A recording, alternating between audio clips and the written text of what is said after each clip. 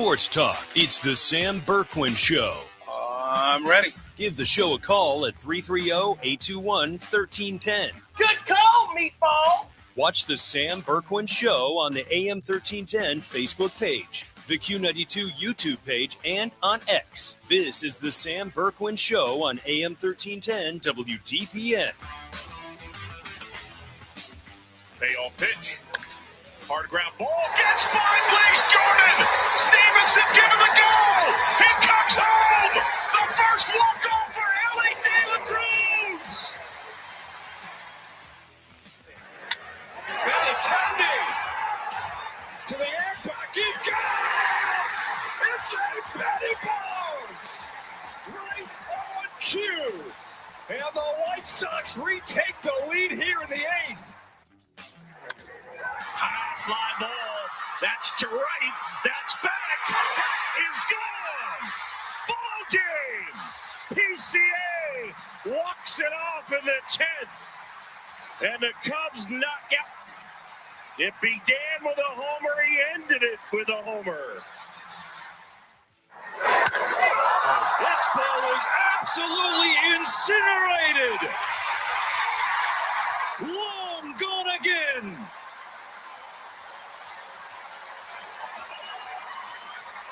Shohei Ohtani just continues to kill the baseball, even though the Dodgers are kind of struggling a little bit. What's the matter with the big bad Dodgers here lately? Let's take a little look-see here.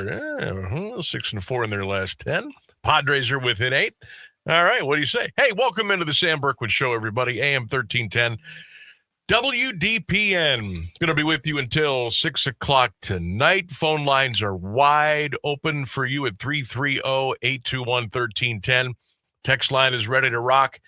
330-944-5179. And, of course, the Q92 Radio YouTube channel is up. The chat is ready to go. So we welcome you in, and let's get that interaction started here on the show today. Sam Bourquin here. Ryan Rainsberg is over here on the other side of the glass. Again, we will be with you until 6 o'clock tonight. What's all on the agenda today? Well, the Guardians take on the Giants tonight. It's the start. Now listen closely how I'm going to say this. This is a must-sweep 3-game series for the Guardians against San Francisco. A must sweep. Okay? Giants stink. They stink. Guardians, if they have any aspirations at all of playoff baseball, need to sweep the series. Then we'll worry about Colorado, and then we'll worry about the LA Angels. You need to sweep the San Francisco Giants beginning tonight, 6:40, downtown Cleveland. All right, lineup should be coming out here soon. We'll get that for you. We'll set up the pitching matchups. We'll take a look at things, but let's just cut to the chase. If you don't sweep San Francisco, in my opinion, the season's over. Okay, so we'll get into that. High school football begins Thursday night. Doubleheader for you on Q92 Radio. Sandy Valley Fairless. I'll be on the call there with Brian Beatty and Brian Bevere. Looking forward to coming down to Sandy Valley on Thursday afternoon. We'll be doing the show live from the press box right here on 1310 WDPN. And then we'll hit you up game time around 6:45. We'll put the ball on the tee at 7. By the way, Coach Sarbaugh is going to join us tomorrow afternoon at 5:35. Still trying to get in touch with Coach Carley from Sandy Valley. Want to get Coach on, talk about his preseason and the scrimmages and what Sandy Valley football is going to look like for you here in 2026. Also, Thursday night on the Q92 Radio YouTube channel, Q92radiosports.com, we've got Jackson at Chardon. That game will kick off as well at 7 p.m. And that's going to be a pretty good game. I think Jackson's going to be pretty strong. Chardon got a couple of state championship under their belt recently. Very, very true and tested football program. Good tradition with the Hilltoppers. That's going to be a good game. Chardon Jackson, that'll be on the Q92 Radio YouTube channel. So we got that coming up Thursday. We got 7 games for you Friday. We'll run that schedule down throughout the afternoon. Browns just got back on the practice field a little bit ago. We will hear from head coach Todd Monken, who spoke to the media before practice today. We'll hear a little bit of what Coach had to say as the Browns get ready for their next. It'll be like a little scrimmage with the Bills, little inter-squad scrimmage between the two, and then we'll play a preseason game coming up here this weekend. College football, we told you about the AP Top 25 poll that came out yesterday, and your top 5 was Ohio State, Oregon, Georgia, Notre Dame, and Texas. We're going to go a little deeper into that top 25 today, and I got a couple of teams that I'm not saying necessarily I'm ready to pencil them right in to the national championship game, but it's neither Ohio State and Oregon right now. I got my eyes on a couple teams that I think could maybe go all the way. And a lot of it has to do with their schedule. All right, we'll talk about that. Sammy's best bet coming up at 4:29. Boy, we had an easy winner last night. Rockies and Dodgers over the 10.5. Easy winner last night. We'll try to make it 2 in a row tonight. On this day in sports history, of course, at 5:29, and then our poll question of the day. Also, my good friend R.J. Van Almen from Canton City School Board. He'll be joining us at 5:35 today to talk about the Canton McKinley, the latest class for their Hall of Distinction. That'll be coming up at 5:35. I believe been going back and forth with Coach Renzi at McKinley. I think we're going to have Coach on about 3:10 Thursday afternoon. So we'll be coming right out of the blocks with football talk on Thursday as we do the show live from Sandy Valley. So looking forward to talking to a lot of our coaches this weekend in preparation for the 2026 high school football season. So we got lots of stuff today. Roger Goodell comes out and says, yeah, there's no doubt about it. We will be putting a team outside of the United States sooner than later. Great. That's just what we need. So we'll talk about that. Our poll question today. Want to get this out here right now. Text 330-944-5179. Get your comments in right now on the Q92 Radio YouTube channel in the chat. Our poll question today, baseball related today, because we're going to be going heavy football probably the rest of the week. So I want to get a little baseball in today. Our poll question today is, currently, what do you think the best rivalry is in Major League Baseball right now? Not 5 years ago, not 10 years ago, not 30 years ago. Right now, what do you think the best rivalry in college football is? Get your comments in, or you can call 330-821-1310. I've got one that some of you probably off the radar, but I kind of like it. You can also get your comments in on the Sam Bourquin Show page on Facebook as well. But right now, currently, what is the best rivalry in Major League Baseball? Get those comments in. Boy, our group chat's just blowing up. I might have to shut this thing off here in a minute. What's the first rivalry that everybody usually points to? Red Sox, Yankees, right? Like that's the number one. That's the go-to. That's what everybody goes with. And as I mentioned, the rivalries, I think, have changed over the years a little bit. Now, the Red Sox and Yankees has always been pretty strong. Cardinals, Cubs has always been pretty strong.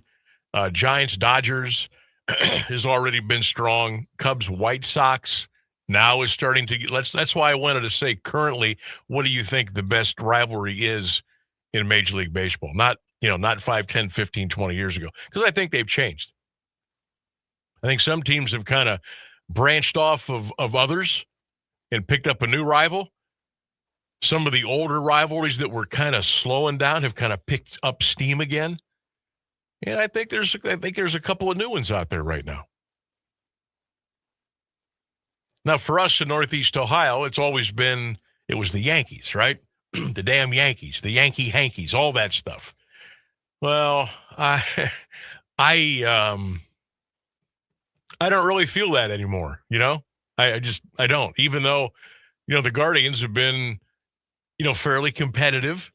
They've played a lot of postseason baseball. They've gotten to a couple of World Series. We've had to get by the Yankees a couple of times to move on. Sometimes we got them. Sometimes they got us. But, in the 70s and 80s, even the 90s a little bit, the Yankees were the big rival, even though we didn't do that well against them. Now it's kind of, I don't know if there's still that hate for New York like there used to be. We play the Reds now every year. I don't know that we hate the Reds. I don't know that the Reds hate us.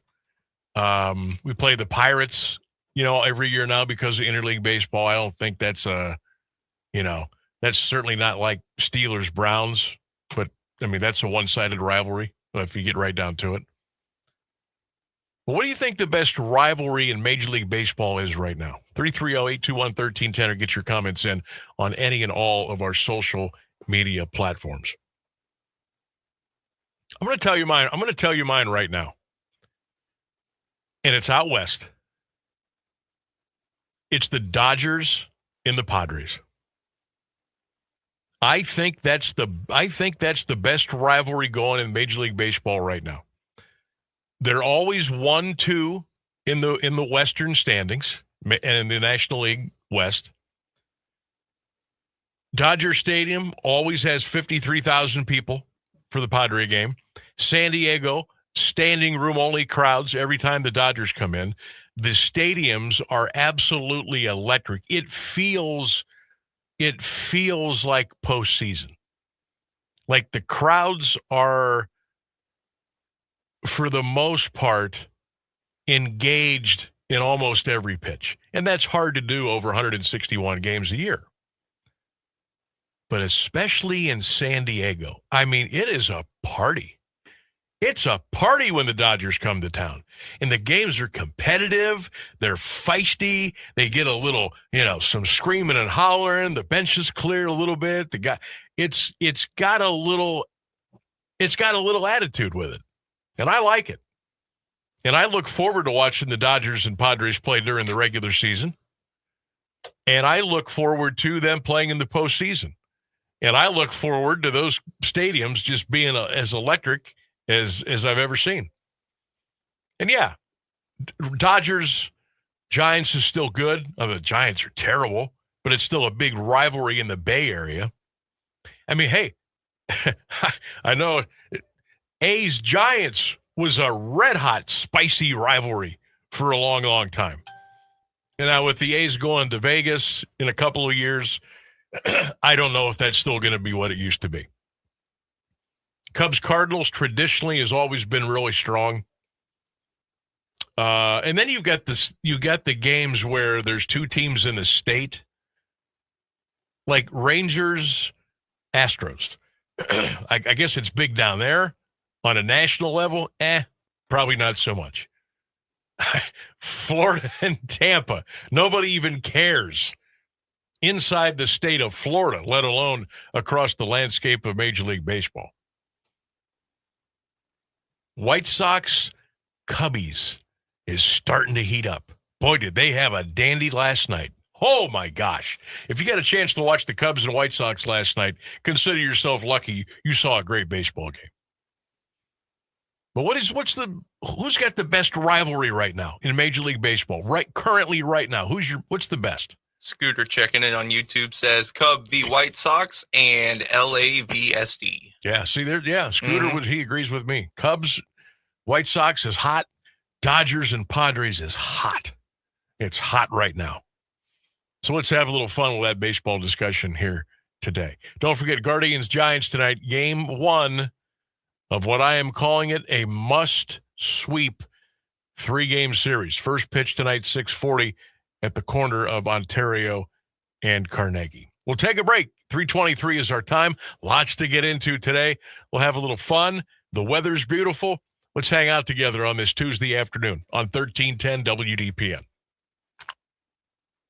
AWP Safety, North America's leading traffic safety company, is hiring traffic control flaggers, and they need you. Join AWP as a protector for steady work and an important job keeping people safe. They offer paid training, certification, referral bonuses, and advancement opportunities. To apply, visit jobs.awpsafety.com. That's jobs.awpsafety.com.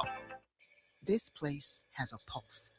You hear it in the canopy, feel it in the ground. Life, fully illuminated, engulfs you. From the birds singing in the treetops above to the tiniest insects in the soil below. You take a deep, cleansing breath, filling your lungs with the essence of the forest. Now, imagine it's all gone. Healthy, life-giving forests reduced to nothing. No singing birds, no lush canopy, and water and food in short supply around the world. Time is running out to protect our forests, and without our love, they can and will disappear. It's our choice. Love it or lose it. Help protect our forests. Visit World Wildlife Fund at wwf.org/love. In classrooms across the country, chronic absenteeism is on the rise. Sophia A., grade 4, absent. Julio M., grade 6, absent. Aisha S., grade 12, absent. These absences are often due to the absence of crucial needs, like transportation, healthcare, a working computer, mental health support. The list goes on. Olivia H., absent. Preston L., absent. Chloe B., absent. The reasons why they're absent are very real, and yet the solution is someone present to help them along their path. When site coordinators from communities and schools are on hand, they connect kids to the resources they need. And when they do, 99% of students are present and remain in school throughout the year. Jacob O., grade 10, Present. Communities and Schools works directly with students, helping them overcome obstacles to succeed in school and in life. Learn more at communitiesinschools.org. Being present matters.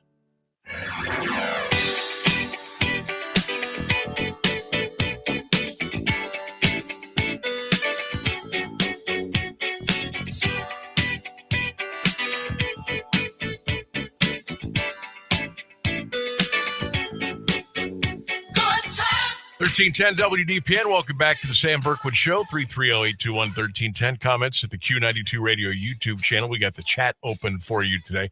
Hey, don't forget, everybody, you can always watch and listen to the show on 1310 WDPN Facebook, X, and, of course, the Q92 Radio YouTube channel.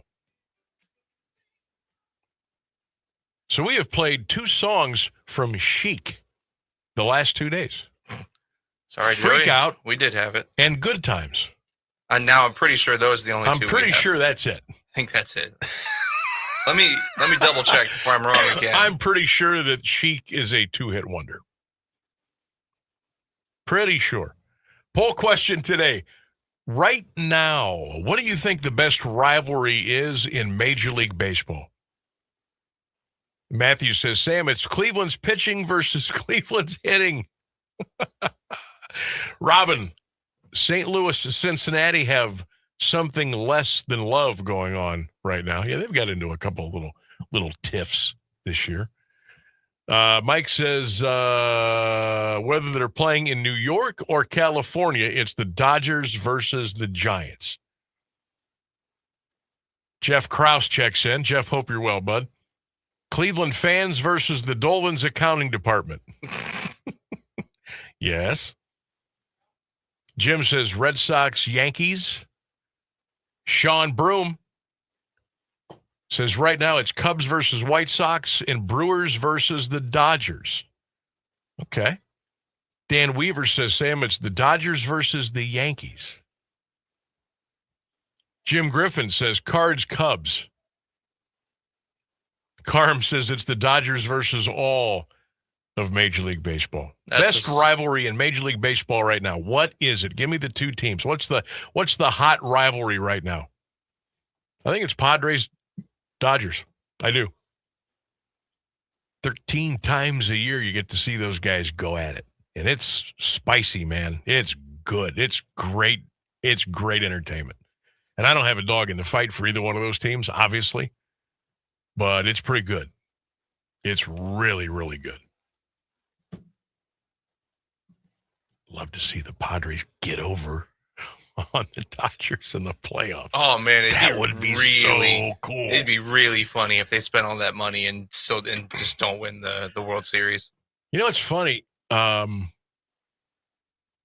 was listening to some LA sports talk late last night, and there are some people out there, they're freaking out about what's going on with the Dodgers. Like, their lead is down to 8 games in the division. Oh, no. It was like 14. That is a big their drop. closer, Edwin Diaz, is just stinking up the joint. Kyle Tucker can't get out of his own way. Those were 2 big free agent signings for them, and they haven't worked out. Max Muncy is, he's getting too old. They're putting too much pressure on Ohtani. They're saying Mookie Betts has lost a step. Like, they're literally going nuts in L.A. because the Dodgers have kind of, hit the skids a little bit in their season. They still sit at 75-51. And again, when the Dodgers go 6-4 out of 10 games, they panic. They literally panic. And like I said, the Padres have been on a nice little run here. They're 67-59. They are back to within 8. Now, they're not going to catch the Dodgers, but San Diego is making a case to not only squeeze into that wild card, but maybe get the top wild card spot or 2. So they got a lot to play for. I know those 2 teams are going to go at it again. I think at least one more series before the end of the regular season comes to an end. All right, we'll take a break. We'll come back. We got the news and the weather coming up.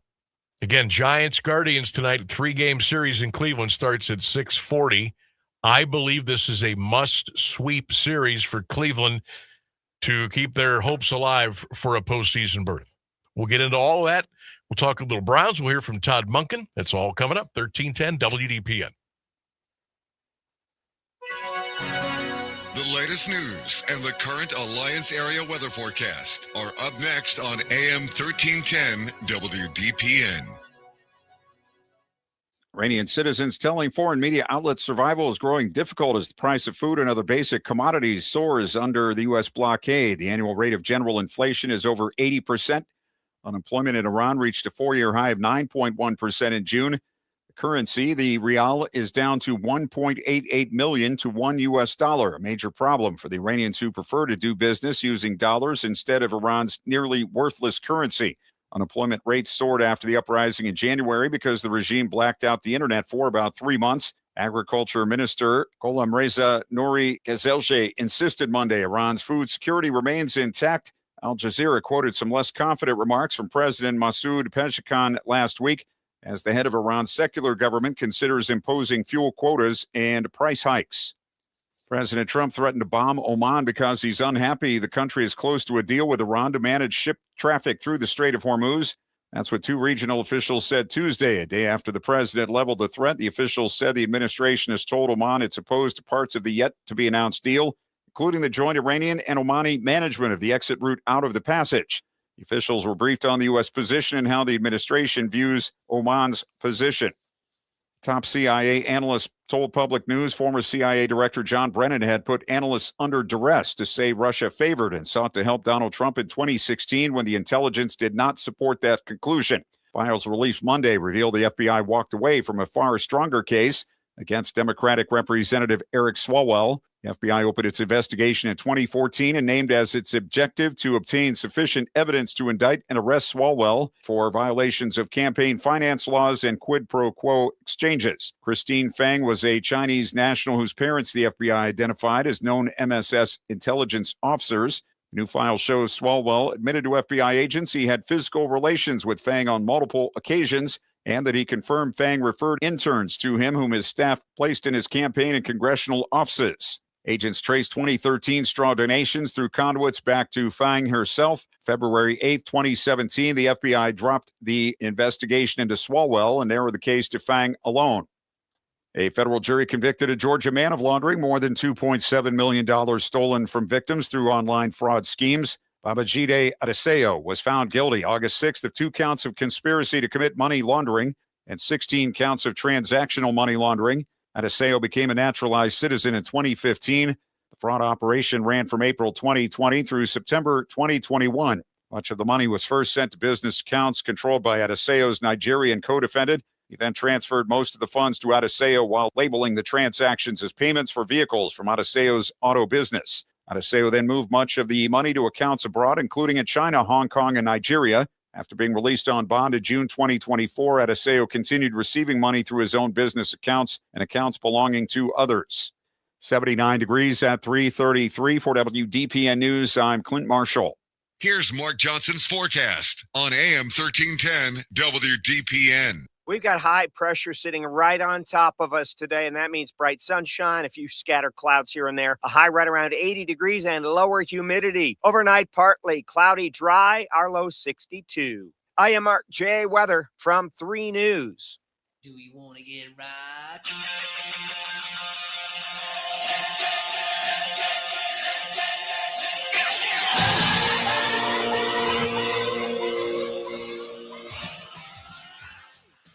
Welcome back to the Sam Bourquin Show, AM 1310 WDPN. We are all over your social media platforms, X, Facebook, the Q92 Radio YouTube channel. Make sure you interact with us. We love when you do that. Also, click that subscribe button on the Q92 Radio YouTube channel. We're going to be with you till 6 o'clock tonight.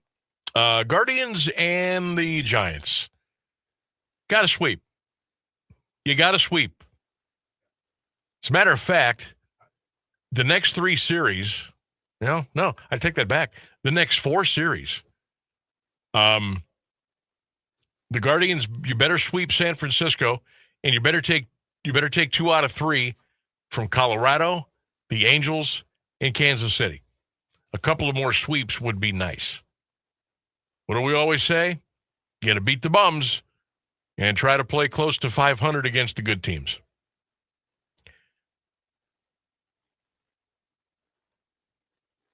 You have to sweep San Francisco. You have to. Foster Griffin on the mound tonight for Cleveland. Wisenhunt on the mound for Frisco. His earned run average is 6.11. Now remember, Foster Griffin 13-4. He had a rough first outing from the Guardians after we acquired him in that trade. Guardians are almost a 2-1 favorite tonight. They're minus 193 on the run line, or on the money line tonight. So Vegas is, they're telling you that this one kind of should be in the bag. Parker Messick gets the call tomorrow for the Guardians. Parker 9-7 and a 259 earned run average. Thursday, it's a day game. 1:10 first pitch. Gavin Williams on the mound for Cleveland. You have to sweep this series. And then we will be what? We will also be scoreboard watching. Now, Cubs beat the White Sox last night in a terrific back. That felt like postseason. I know Wrigley Field is always pretty electric place. That felt like postseason last night. It really, really did. Tigers beat the Pirates last night 8-5. So the Tigers are still chopping away. They're 4.5 behind Chicago. So Detroit picked up a game last night. Twins are 61-65. They beat the Braves last night 4-2. So they picked up a game on Chicago. Guardians did not play tonight. Guardians didn't play yesterday. KC is now 52-74. So we'll scoreboard watch here the rest of the way. But I can't stress how important it is for Cleveland to sweep this series against the San Francisco Giants. Whatever else happens with the other games, it happens. You need to take care of your own business, and you need to beat the teams that you should beat. Because here's the deal, in my mind, and I know probably a lot of your minds as well. If you can't be successful in this next 12-game stretch with the opponents, how in the world are you going to be able to play with and beat the big dogs? How's it possible?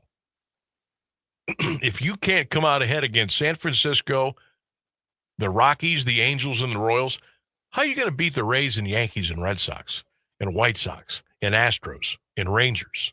How are you going to beat those teams? You're not. So at least if you're going to give us some hope, might be false hope, it might be fool's gold, whatever it is, but at least you're going to have to beat these teams up that you're playing.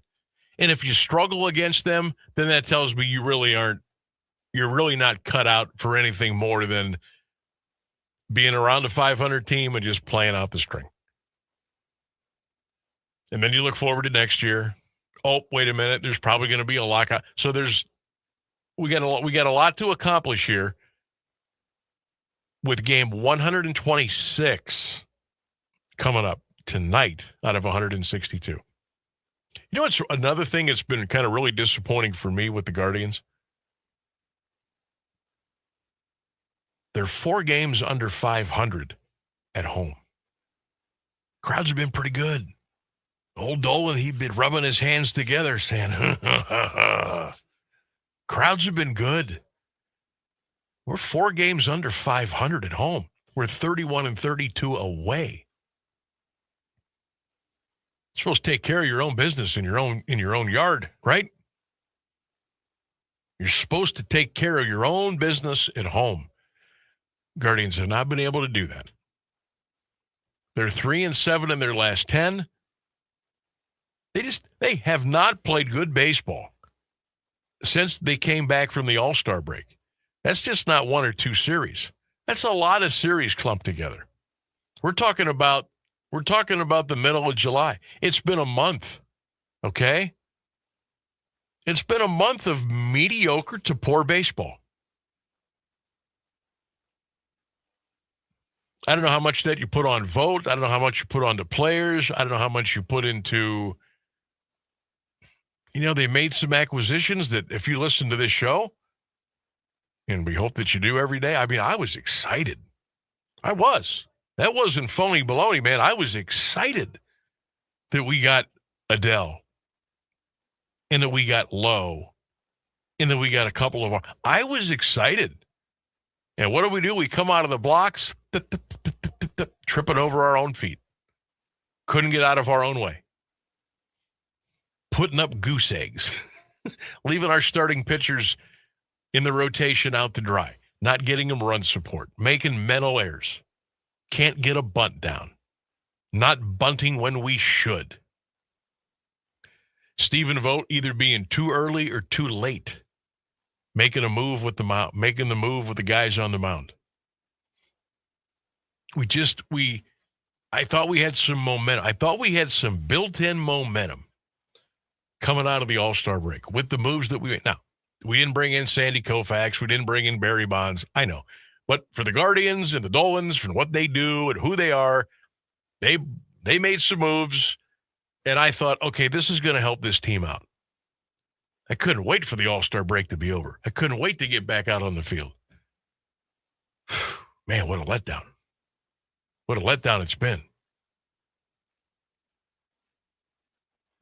Lineups tonight looks like this. Stephen Kwan will lead off, followed by Hosey. Adele will bat third. Angel Martinez will bat cleanup. Followed by Rhys Hoskins. Angel Henao. Travis Bazzana. Patrick Bailey. Brian Rocchio.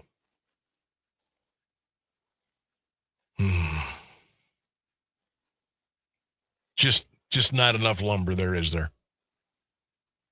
Now, when our guys are on, and I mean really on, and we're in concert, Juan Ramirez, Martinez, okay, that's three pretty good ones there. You know, Joe Adell hasn't been with us that long. Reese Hoskins doesn't excite me. Hanau is young. Bazana's been up and down. Bailey he is what he is. Rocchio kind of cooled off a little bit. I mean, you look at that lineup and you just don't say, yeah, that's 5 or 6 runs right there. And I'll take it a step further. You know, we've had those, every team has those breakout nights where they smash 5 or 6 home runs, or they'll get into double digits as far as runs scored. Like it just doesn't happen a lot with this team. They've been shut out 12 times. We've been shut out a lot more than we've had breakout games during the season. I mean, sure, could Stephen Kwan get a 3-for-4 night on any given night? Of course he could. Could Hosey go 4-for-4, 4-for-5? Couple of dingers, some RB? Absolutely. Angel Martinez, could he go 3-for-5? Sure he could. Joe Adell, I haven't seen enough of him yet. That's not his fault. He just came here. But Reese Hoskins, come on. Angel Hanau, he's young. He's on the front line, man. He's a young kid, learning his way. Travis Bazana, learning his way still as a rook. Bailey, he's basically a 200 hitter, although he's hit better with us than he did for Frisco. But he's still not. I mean, you afraid of Patrick Bailey? Is any pitcher in the American League or the National League afraid to pitch to Patrick Bailey? Probably not. Brian Rocchio again, hot, cold, really, really hot, cold, hot. Making some blunders in the field, which kind of is his downfall a little bit. You know, I put a question up yesterday, Sam Bourquin Show page on Facebook. It's gotten like almost 350 comments right now. And my question was, is it time to officially close the books on the Guardians this year? And I told you yesterday that it was about a 50-50 split. Anxious to see what those answers would be if we let the San Francisco Giants come in here and take 2 out of 3. Now, there's no way the Guardians are getting swept here. I know baseball is a funny game. I don't think they're going to get swept, but we need to win all 3. 2 out of 3, okay, but I really need you to get all 3. After this series, I need to get back to within 2 games of 500. I need to be 63-65, getting ready to go to Denver. And maybe the Cubbies will continue to do you a little favor. Again, we're not catching the White Sox, but let's just say Guardians sweep San Francisco. Let's just say the Cubs sweep the White Sox. Now we're 3.5 games out of first. That's how quickly it can change. And then you got Detroit and Minnesota stacked on top of you between yourself and Chicago. Could it happen? Of course it could. Have we seen the Guardians do crazy things the last couple of years? Yes, we have. But I had different feelings about those teams. I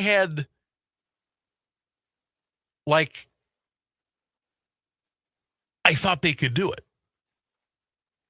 I thought they could pull it off. As absurd as that sounds, I thought they could pull off winning, a crazy amount of games in a row.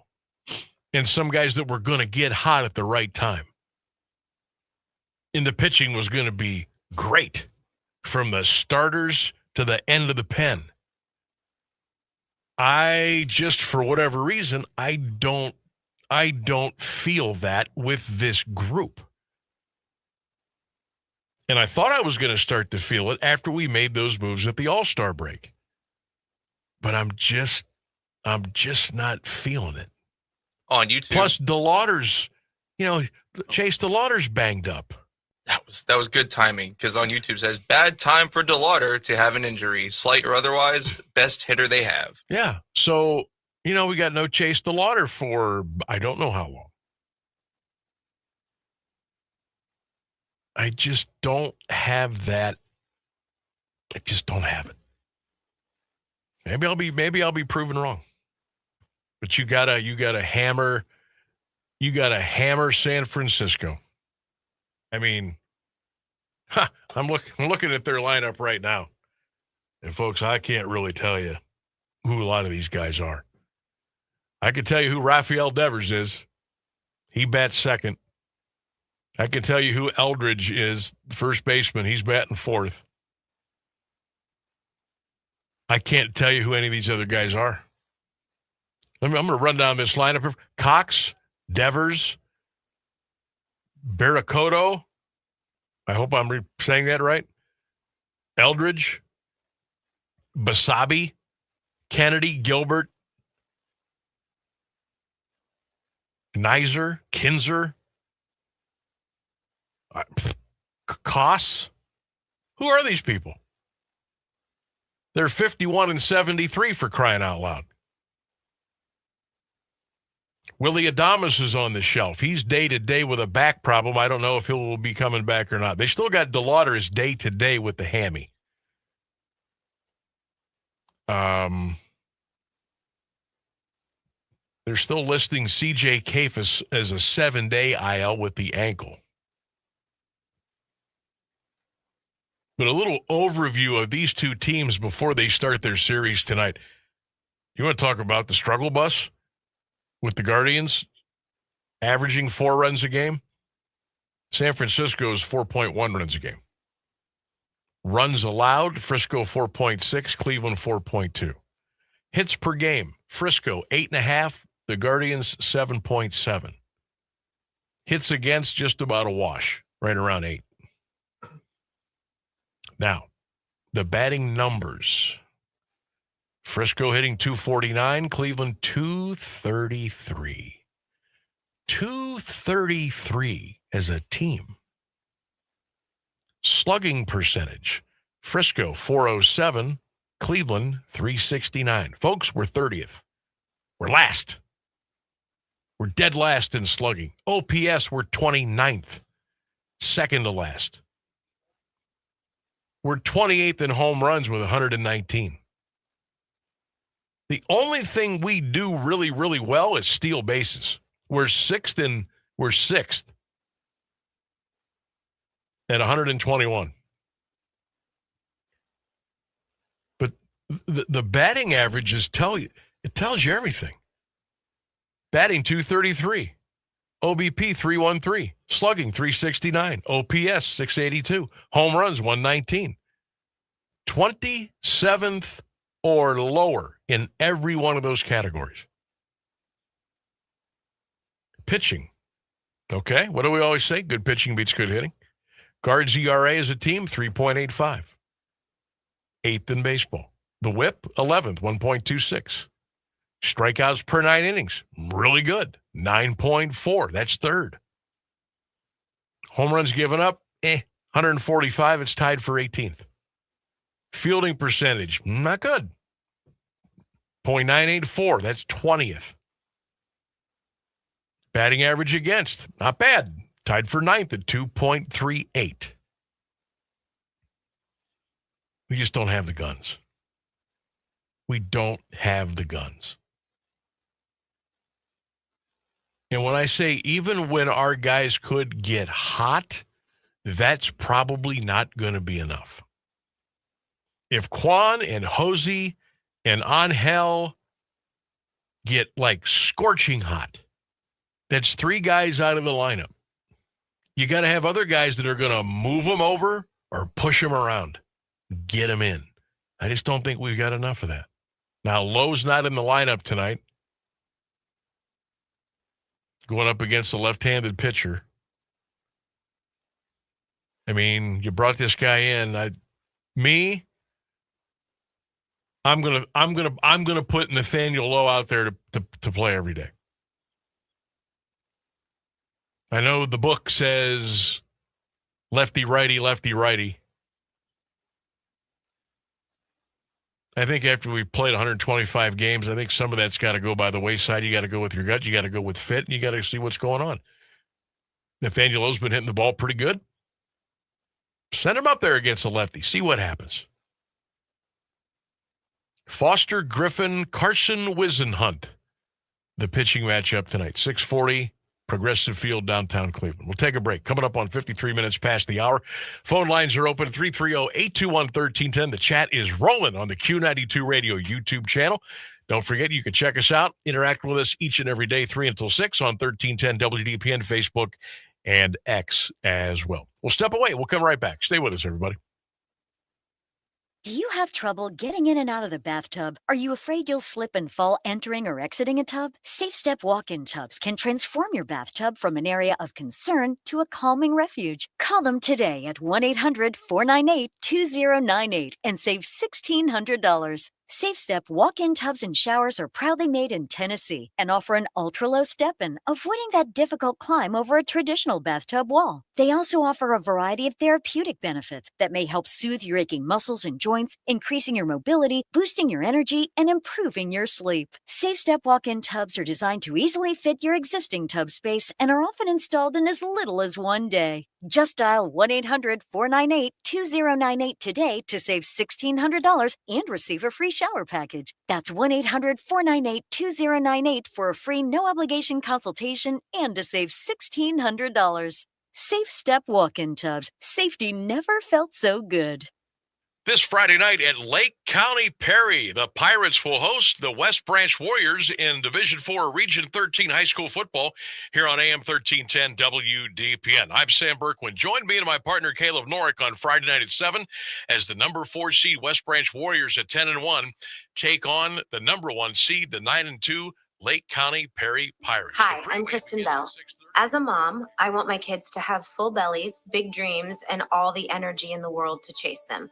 That is what I want for all kids. But right now, millions of kids in America are living with hunger. That means too many children are going without the meals they need to thrive. And that's just not okay. But the good news is this is a problem that we can all solve. No Kid Hungry works every day in schools, in communities, and during the summertime to make sure kids have healthy meals all year round. That's why I support No Kid Hungry. So let's do this. Let's give all the kids the chance to grow up healthy and strong. To learn more about ending child hunger in America, go to helpnokidhungry.org today.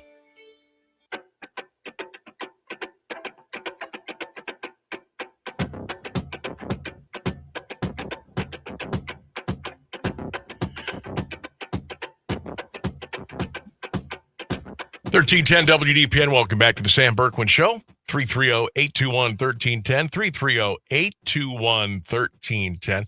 Hey, I want to congratulate, I hope I'm saying this correctly, Scott Koenig, new skipper for the Perry Panther baseball team. He was hired in yesterday, I believe. Got the press release from athletic director Kevin Yoder. So congratulations to Scott. I'm going to try to reach out to him, see if we can get him on this week to talk about what he's going to bring to the Perry High School baseball program. So congratulations, Scott Koenig. Again, I hope I'm pronouncing that right. Congratulations on the new gig as the baseball coach of the Perry Panthers. 3 minutes away from news and weather coming up. We're going to hear from Todd Monken coming up early in the 4 o'clock hour. Brown's actually on the practice field right now. I had so many conversations last night with some of you, and just from listeners and people that participate in the show about the Browns quarterback room last night. And it seems like most, if not all of you, do not have any faith whatsoever in any of our quarterbacks in that room right now. Like, wonder why. It's not even like I can't even find like the Shador crowd anymore. At least the people that I interact with. Look, that's just a portion.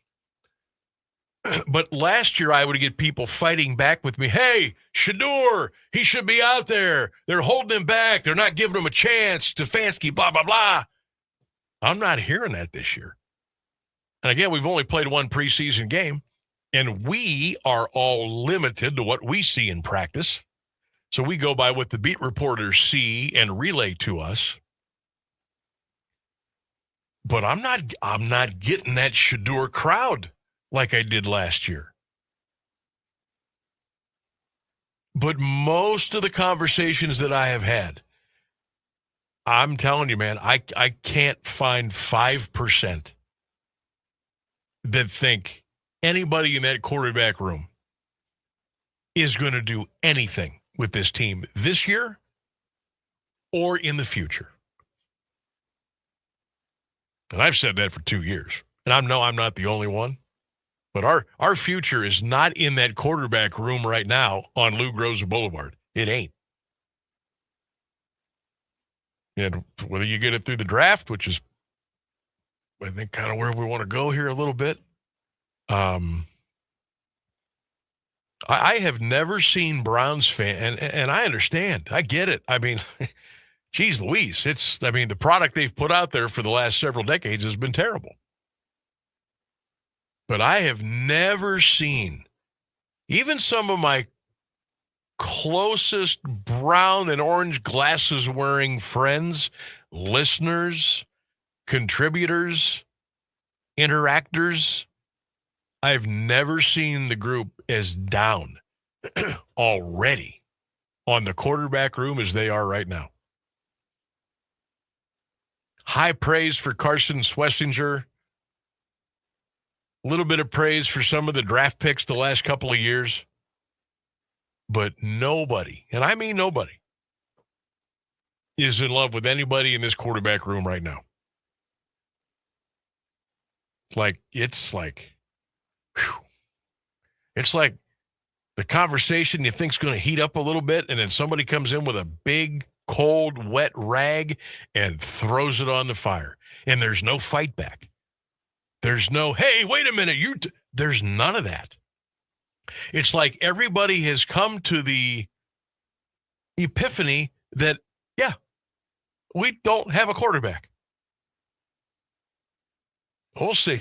We'll see how it goes this week. Bills are going to be in town 1 o'clock on Saturday. We'll check in with Todd Monken coming up here after the news and weather at 4 o'clock. 1 hour in, 2 more big hours to go. Hope you are enjoying this beautiful Tuesday afternoon. Thanks for hanging out with us on 1310 WDPN. Keeping Alliance entertained and informed for over a half a century. AM 1310 WDPN Alliance. ABC News, I'm Michelle Franzen. In Pennsylvania, the alleged ringleader of a cocaine drug ring involving Penn State fraternity members and houses surrendered today. State Attorney General David Sunday says former student Agostino Abatiello was arraigned, 13 others also charged. The evidence showed that cocaine was primarily packaged at the fraternity houses and that packaging was done by fraternity brothers and oftentimes pledges. And state officials say they are cooperating with the investigation. In Ohio, the mayor of Toledo confirming that 2 employees from Brent Industries died following an explosion and fire. The cause of the explosion remains under investigation. The U.S. and Iran continue to battle for control over the Strait of Hormuz. President Trump claiming now that the strait is under a U.S. territory. Iran calls that claim delusional.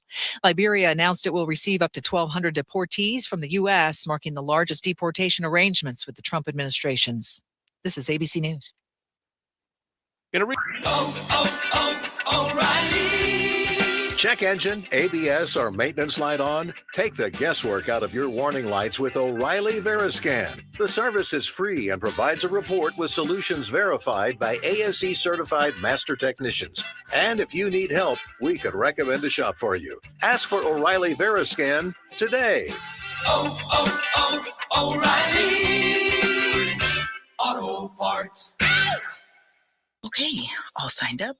Easy. Now let's run payroll. What the? Hey girl, I'm you with more gusto. Nice. Who's that? New social media manager. Hired and onboarded with gusto. And spoiler, we're kind of famous now. Wait, we're famous? Oh, well, I'm famous. Payroll, benefits, and HR. Designed and built for small businesses. Choose a future with... Now, the latest Alliance area news from Clint Marshall on AM 1310 WDPN. Good afternoon. It's 4:02. Alliance Police Sergeant Ethan Griffith has resigned. Griffith had been with the department since 2022.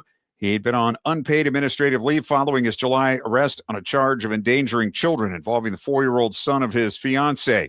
In July, he was given 1 year of probation, a 1-year license suspension, and a $700 fine in Austintown for fleeing the scene of a crash in June. The resignation was submitted Tuesday before further disciplinary action could be taken. No one was hurt when a private plane made an emergency landing at Akron Canton Airport Tuesday afternoon. The plane touched down at about 1:30, having circled the airport for several minutes. The front landing gear of the aircraft was stuck in the retracted position. The pilots landed using the wing wheels as the nose scraped the runway. The plane was then taxied away.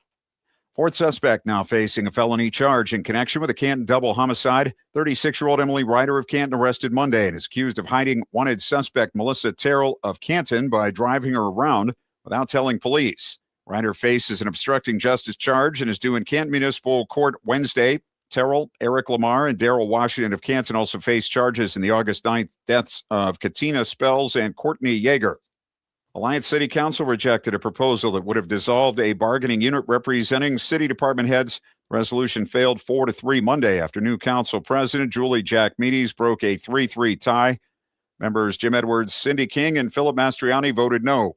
Council also approved wage increase for a part-time certified residential electrical inspector and agreed to pay Parks Department retirement and severance costs from the general fund. An 18-year-old wanted on felony warrants in recent car thefts was found hiding behind a house in Canton Monday. Police say Kenneth Moore Jr. was suspected of being armed and has a history of assault.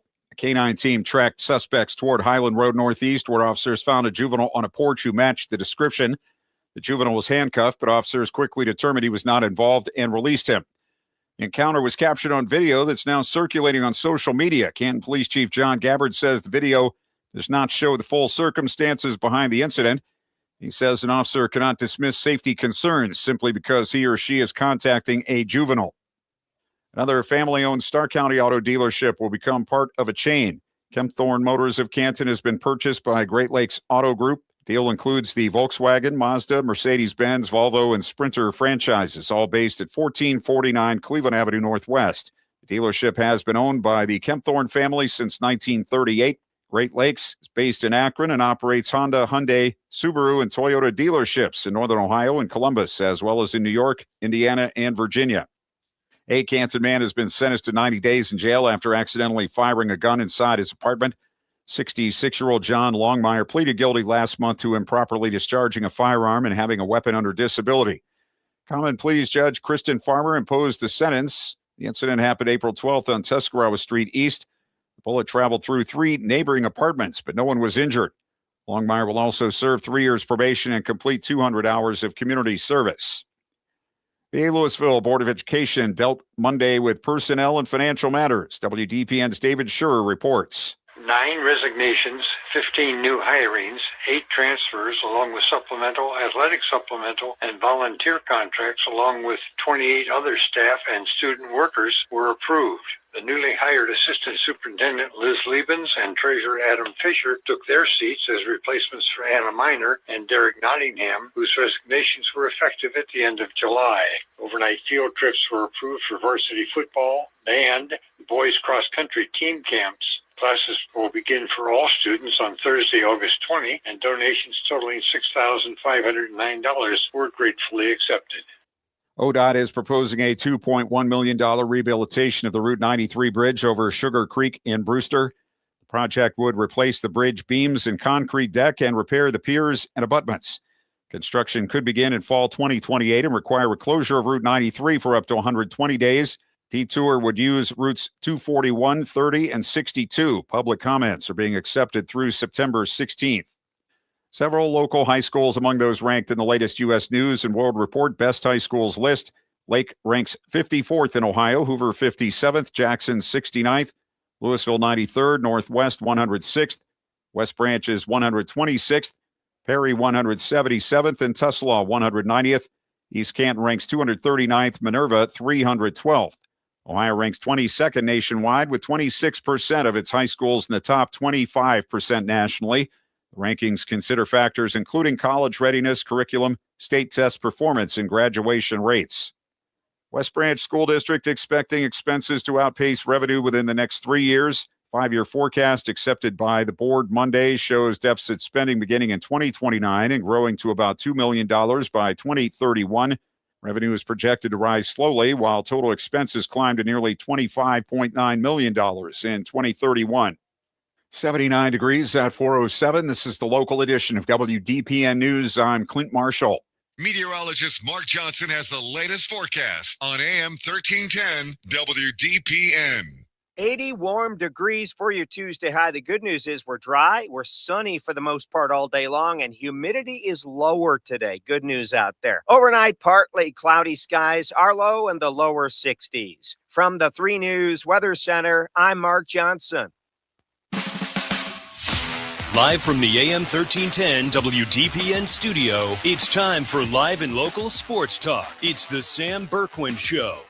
I'm ready. Give the show a call at 330-821-1310. Good call, meatball. Watch the Sam Bourquin Show on the AM 1310 Facebook page, the Q92 YouTube page, and on X. This is the Sam Bourquin Show on AM 1310 WDPN. Payoff pitch. Hard ground ball. Gets by Blaze Jordan. Stevenson giving the goal. He comes home. The first walk-off for Ellie De La Cruz. Benintendi to the air pocket. Goes! It's a Betty ball. Right on cue. And the White Sox retake the lead here in the 8th.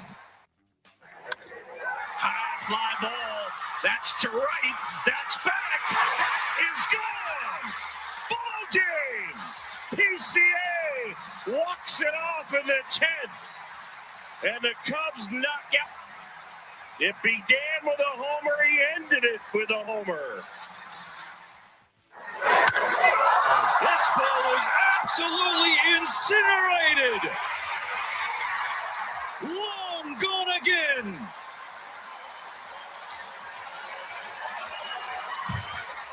Let's get some of that excitement up at Progressive Field tonight. What do you say? Welcome back to the Sam Bourquin Show, everybody. AM 1310 WDPN. Just coming out of the 4 o'clock news break. Going to be with you until 6 o'clock tonight. 330-821-1310 is our telephone number. You can always call the show, 330-821-1310. Q92 Radio YouTube channel. The chat is open and ready to go. You can always text the show at 330-944-5179. Our poll question today, currently, what is the best rivalry in Major League Baseball?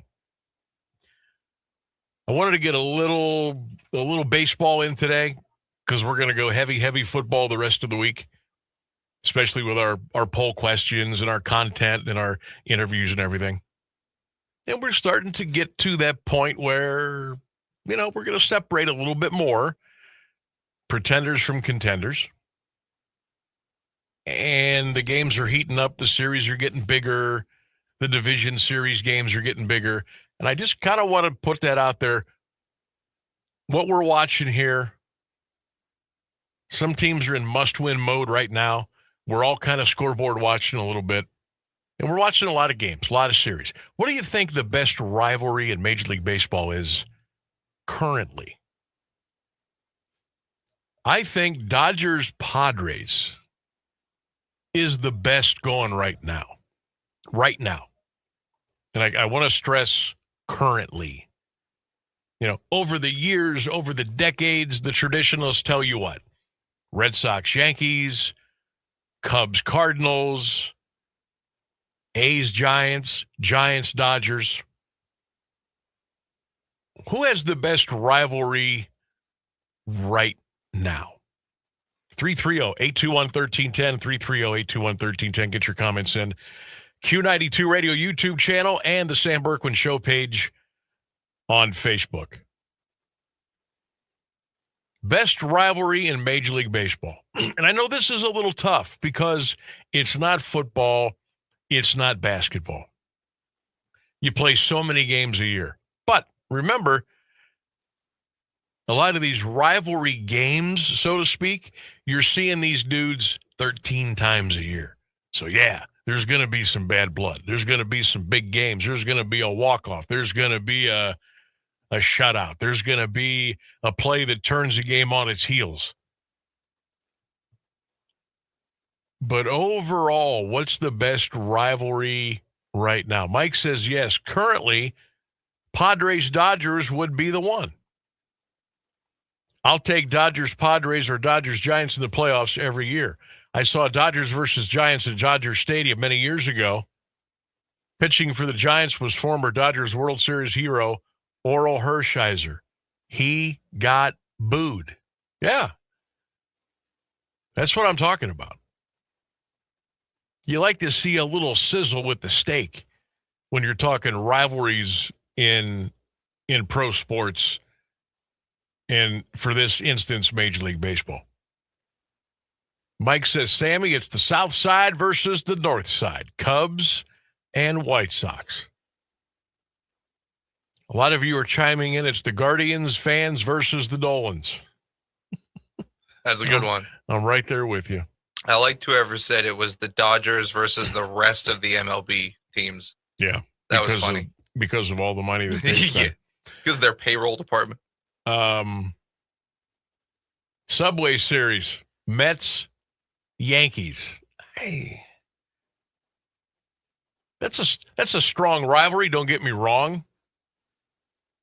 But the way the Mets have been playing the last couple of years, been so disappointing with their big payroll, their big plans, the new ownership group.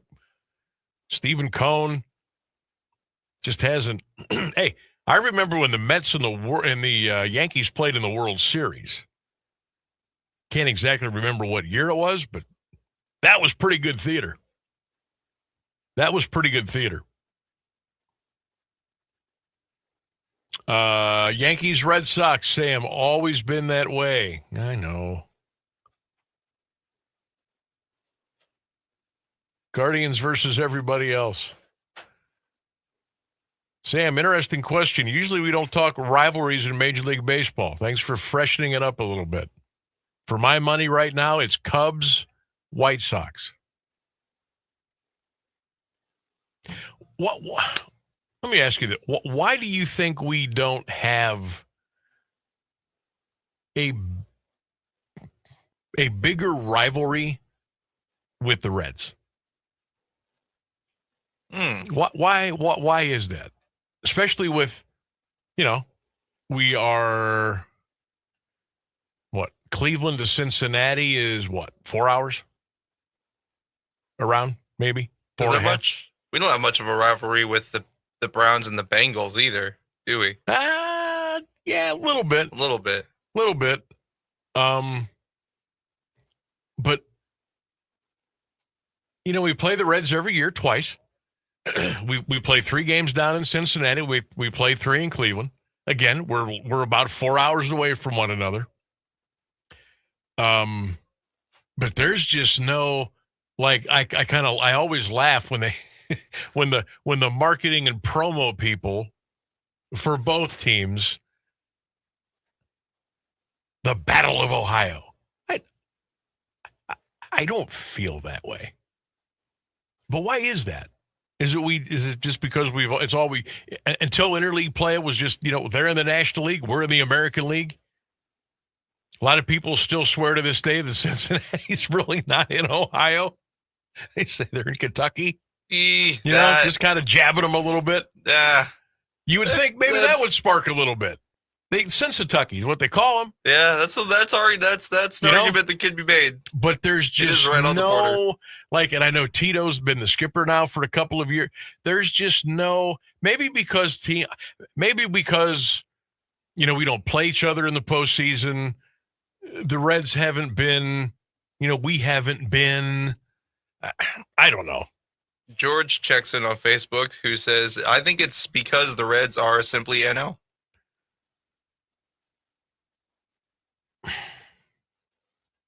I could buy that argument, I guess. But again, we're 4 hours away from each other. That's not long. And look, when we watch these games, like I've gone to Reds Guardians games, Reds Indians games in Cleveland. A lot of Cincinnati people come up. I've been to Guardians Reds down in Cincinnati. A lot of Cleveland fans go down. But it just doesn't seem, maybe it's because on a national scale, people look at the state of Ohio, small, you know what I'm saying? Yeah. Small market, nothing really flashy, both very cheap organizations. There's not the big, Ellie De La Cruz, without a doubt, is the face of the Reds franchise, and they're probably going to lose him after his contract is up. They're not paying him. They're not going to pay him. So maybe that's it. Maybe from the national perspective, but I'm saying we're inside the state of Ohio here, and I just don't ever feel, hey, the Reds are coming to town. Let's go. Or road trip down to Cincinnati. Let's get those guys. I don't feel it. Yeah, I've never really. And I wish it was bigger than it was. I wish it was bigger than it was. Yeah, I feel like you don't really get much hostility between people from North Ohio and people from Southern Ohio. Not at all. We're just kind of all Ohio people together. And maybe it's going to take, I don't know. I mean, because you're only going to, outside of the 6 games you play them a year, the only other time you would see them would be when? The World Series. Yeah. So, and I would think we would all agree that that's probably a long ways away. I think the only way we could see a rivalry is if one team just starts steamrolling the other team for a year or two, and then you got some hostility forming from that. But like you said, they're kind of both I don't the same know. Speed, so they don't really. One's not insanely better than the other. Maybe it all comes down to maybe we just don't play them enough. That's a good point. Maybe 6 games a year is not enough to really get people fired up. But the White Sox and Cubs only play each other, 6 times a year. 3 at the south side, 3 on the north side. Now, Dodgers-Padres, they play 13 times a year. Giants-Dodgers play 13 times a year. Cardinals-Cubs play 13 times a year. Yankees-Red Sox play 13 times a year. So I get that. I guess I'm wishing we just had a little bit more fire with I can't call it a rivalry, with the series between the Reds and the Guardians. I just wish we did. I think it'd be fun. We got Gary checking in on Facebook, says the phrase Battle of Ohio seems forced and inauthentic. Yes, it does. That feels very accurate. Gary, you're right. You're 100% right. It's always felt really forced. Even to me, and I don't really watch baseball. The Battle of Ohio. Yeah, it's like the Great Lakes Classic with the Browns and the Lions. Oh, who's going to win the barge? Who cares? That does roll off the tongue a little better, but that's preseason. Who cares? It is. And they give the team a trophy. Come on. You talk about forced and inauthentic. That's the purely Great Lakes Classic. That's purely pomp and circumstance. That's funny. But yeah, I just, as a fan, not even as a guy who's in the business and covers sports and, covers the teams, and just as a Joe baseball fan, I wish there was a little more oomph when the Reds and Guardians played each other. I don't know if it'll ever get that way. Who knows? It would probably take, seriously, it'd probably take a World Series to bring that together. Then I think the state of Ohio would literally be in a frenzy. Reds, Guardians. Although Reds, Indians sounds better. Sorry, I had to say it. It does. I think that's what it would take. It would take a 7-game series and thousands of people going back and forth from Cleveland and Cincinnati, razzing people at the hotels, razzing each other on the streets, razzing each other in the parking lots. Yeah, that's what it would take. Just for fun. Just to let us dream and think outside the box. Do you think we'll ever see a Guardians-Reds World Series? And I'm being half serious, half not. But, kind of look at where we are, look at where we've been, and look at where we're both going. Do you think in our lifetime we'll ever see that? Probably not. But gosh, that would be fun. Wouldn't it? Wouldn't that be great? I think even outsiders from the state of Ohio, I think if the Reds and Guards went to the World Series, I think you would have a little buy-in. Not a ton, but I think you would have people say, "Oh, that's fun. Good for Ohio. Good for the fan bases. I'll watch. I'll tune in." That would be really cool if we had both of our teams in the World Series at the same time against each other. I think that'd be fun. That'd be pretty cool. Keller checking in says they've been trying to force the Blue Jackets and the Pens in the NHL as well. Now, Keller would have, good insight on that. Absolutely. He is a huge Pens fan. I like the Pens. I follow the Pens. I root for the Jackets, but they're so kind of disappointing. But I am assuming that when the Penguins and Blue Jackets play in Columbus, that there are a lot of Penguin fans there. I'm also going to assume when the Blue Jackets go to Pittsburgh, there are not a lot of Columbus fans there. And Keller would know that better than anybody. That's just like an assumption on my part. Now, every time I hear that argument, or I hear, Blue Jackets versus Penguins or what have you, I kind of wish we had an NHL hockey team. I don't know if Cleveland could support 4 major league teams. I don't. I don't think there's enough money for everybody there. Plus, you've got the WNBA coming in a couple of years. I'd kind of love to have an NHL franchise. Now that I could get into. And I know we've got, the Monsters,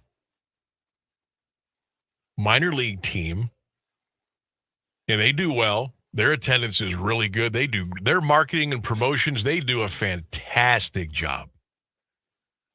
But, I wish we had an NHL team. Probably just can't. You can't do it. There's just not enough support there. Rainsburg, have you been to a Columbus Blue Jackets? No, I've never been to a hockey game. I've been to one in my life, and I enjoyed it. They got beat. I forget who they were playing. It was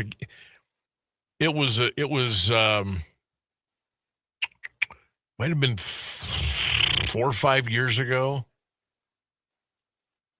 and it wasn't sold out. I forget who they were playing. Was it it may have been the LA Kings. I'm guessing on this.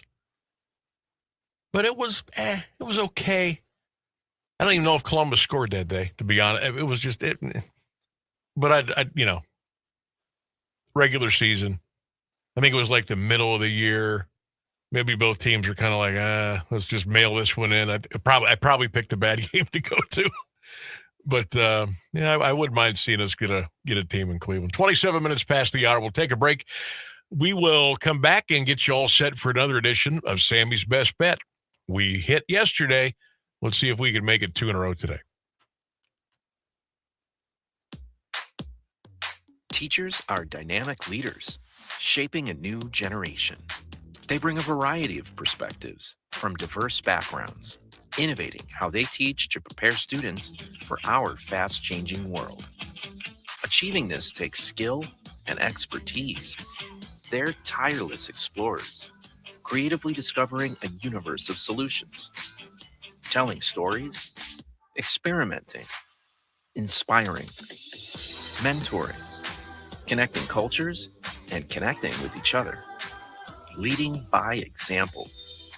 Experience the unique joy of helping students thrive. Teaching is a journey that shapes lives. Are you ready to begin? Explore teaching at teach.org, a campaign supported by the U.S. Department of Education, teach.org, and 1 million teachers of color. Looking to launch a career in the skilled trades but don't know where to begin? Part-time service in the Ohio Army National Guard can help. You can kickstart your career by enlisting in one of our many trades-based jobs. Get paid to learn these skills and gain on-the-job training when you report to your unit 1 weekend a month or 2 weeks in the summer. To learn how the Guard can pay for your civilian trade certification, visit nationalguard.com/OH. Sponsored by the Ohio Army National Guard in coordination with the Ohio Association of Broadcasters and this station.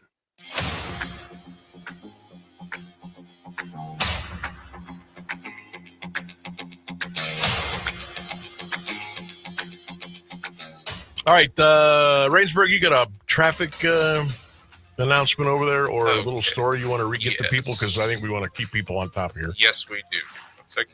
Okay, road closure announcement, I-77 northbound near Everhard Road.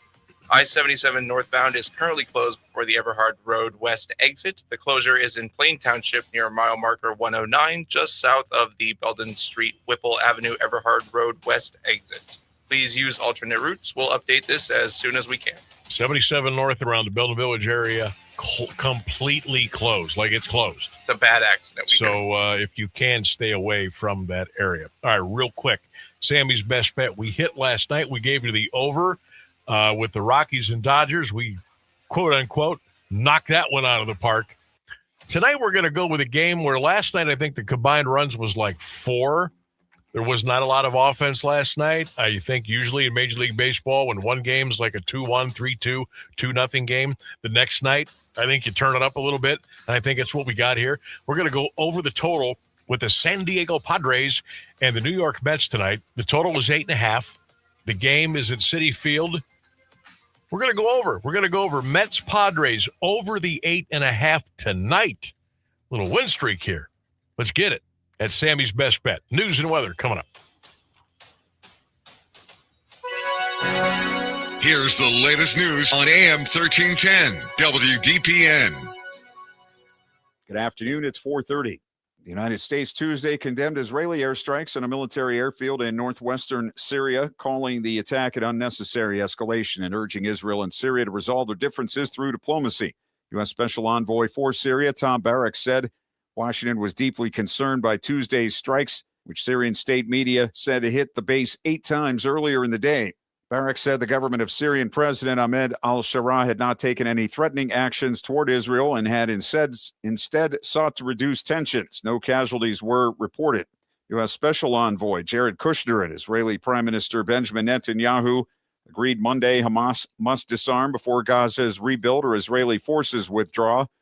The nearly 4-hour meeting in Jerusalem focused on bridging differences between Israel and the Trump administration over a 15-point roadmap intended to advance the president's broader peace plan for Gaza. Senior Israeli officials said Netanyahu and Kushner agreed U.S. Major General Jasper Jeffers, commander of the International Stabilization Force in Gaza, would oversee the disarmament of Hamas. Officials said the sides also agreed Israeli troops would not withdraw until Gaza had been fully demilitarized. Nearly 150 pages of newly declassified FBI documents paint the clearest picture yet of the relationship between a suspected Chinese Communist Party spy and a U.S. congressman.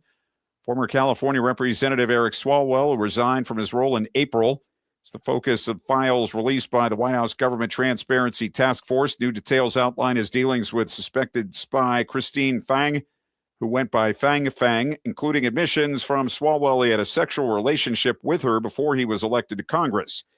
Multiple confidential human sources provided the FBI with details of Fang offering to reimburse them for donations made to Swalwell's campaign. Only American citizens are permitted to donate to political campaigns, and the use of straw donations is a federal crime. The U.S. and Canada negotiating in an effort to reach a truce on tariffs before a midnight deadline set by President Trump. If no deal is reached, the U.S. would impose 50% tariffs on $20 billion worth of Canadian products. Canadian Prime Minister Mark Carney told reporters Monday negotiations were ongoing. His office said Carney and Trump spoke by phone Monday, underscoring the last-minute push. Text message found on Anthony Fauci's government-issued cell phone shows concerns of the coronavirus vaccine possibly being associated with higher rates of miscarriage in the first trimester. Senator Ron Johnson, chairman of the Permanent Subcommittee on Investigations, and Senator Rand Paul, chairman of the Homeland Security and Governmental Affairs Committee, released a text thread last week showing Fauci admitting the second coronavirus jab could be theoretically associated with miscarriage. The information was not offered to the general public as health officials actively urged pregnant women to get the vaccine. The senators released another message over the weekend from Dr. John Mascola, the then director of the Vaccine Research Center at the National Institute of Allergy and Infectious Diseases, which said initial studies avoid vaccination in first trimester due to possible fever and higher rates of miscarriage. 79 degrees at 4:33 for WDPN News. I'm Clint Marshall.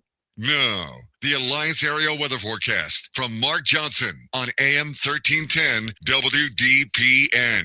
It's going to be mainly sunny all afternoon long. We're dry. Humidity is lower. It's comfortable. A high near 80 today. Overnight, partly cloudy, still dry and mild. Our low in the lower 60s. I am Mark J. Weather from 3 News.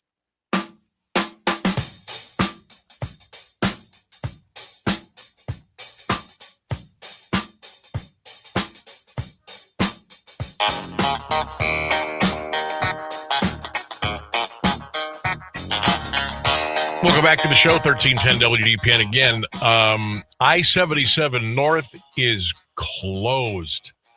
All lanes are closed on I-77 North at Belden Village due to an accident. Again, if you can stay away from that area, take an alternate route. You would be strongly encouraged to do so. 77 North at Belden Village, closed. All lanes are closed. 77 North. Yeah, it's marker 109 just south of the Belden Village Street exit. So I've pulled it up here on a couple of social media places, and boy, I tell you what, the crash looks bad.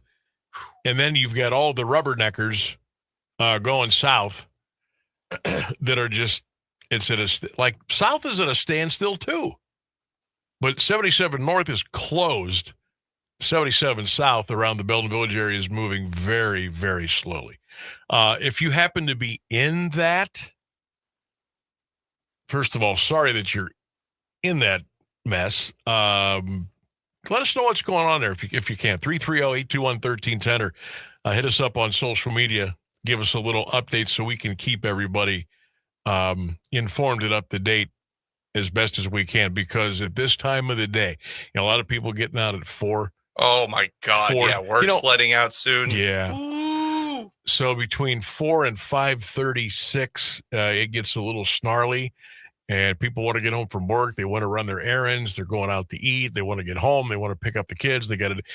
It's crazy. So if you're in that part of that, if you're in that traffic backup, hit us up, 330-821-1310, or text the show, 330-944-5179. Give us a chat in the Q92 Radio YouTube channel, and we'll try to keep all of you as up to date as we can. Boy,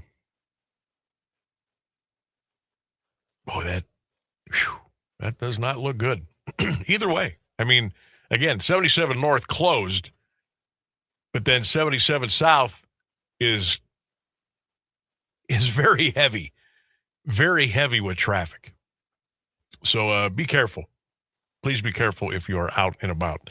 We're going to hear from Todd Monken coming up here in a couple of minutes. I want to get back to the poll question just for a second before we hand it off to Coach and see what the Browns are up to, and they're on the practice field today. They will play the Buffalo Bills, by the way, Saturday afternoon, 1 p.m.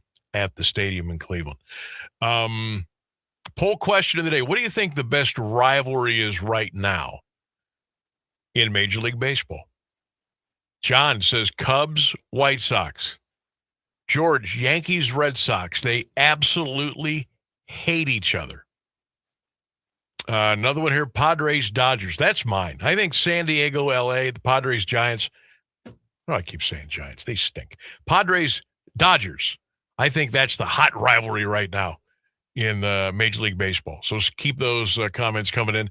Why do I keep saying Giants? Well, the Giants are in town to take on the Guardians tonight. First pitch at 6:40 up at Progressive Field. All right, as I mentioned, Browns and Bills will get together Saturday at 1. The quarterback room is the quarterback room. Shador's going to get the start this Saturday. Okay, he's going to get the start. Deshaun started last week. Shador's going to get it this week. I don't know what we're going to learn. I don't know what Todd Monken is looking for. I don't know if he thinks somebody has an edge, if somebody's way ahead, if somebody's way behind, or does Dylan Gabriel factor into this whole thing? You only get 3 cracks here. You only get 3 preseason games. September 13th, we go for good.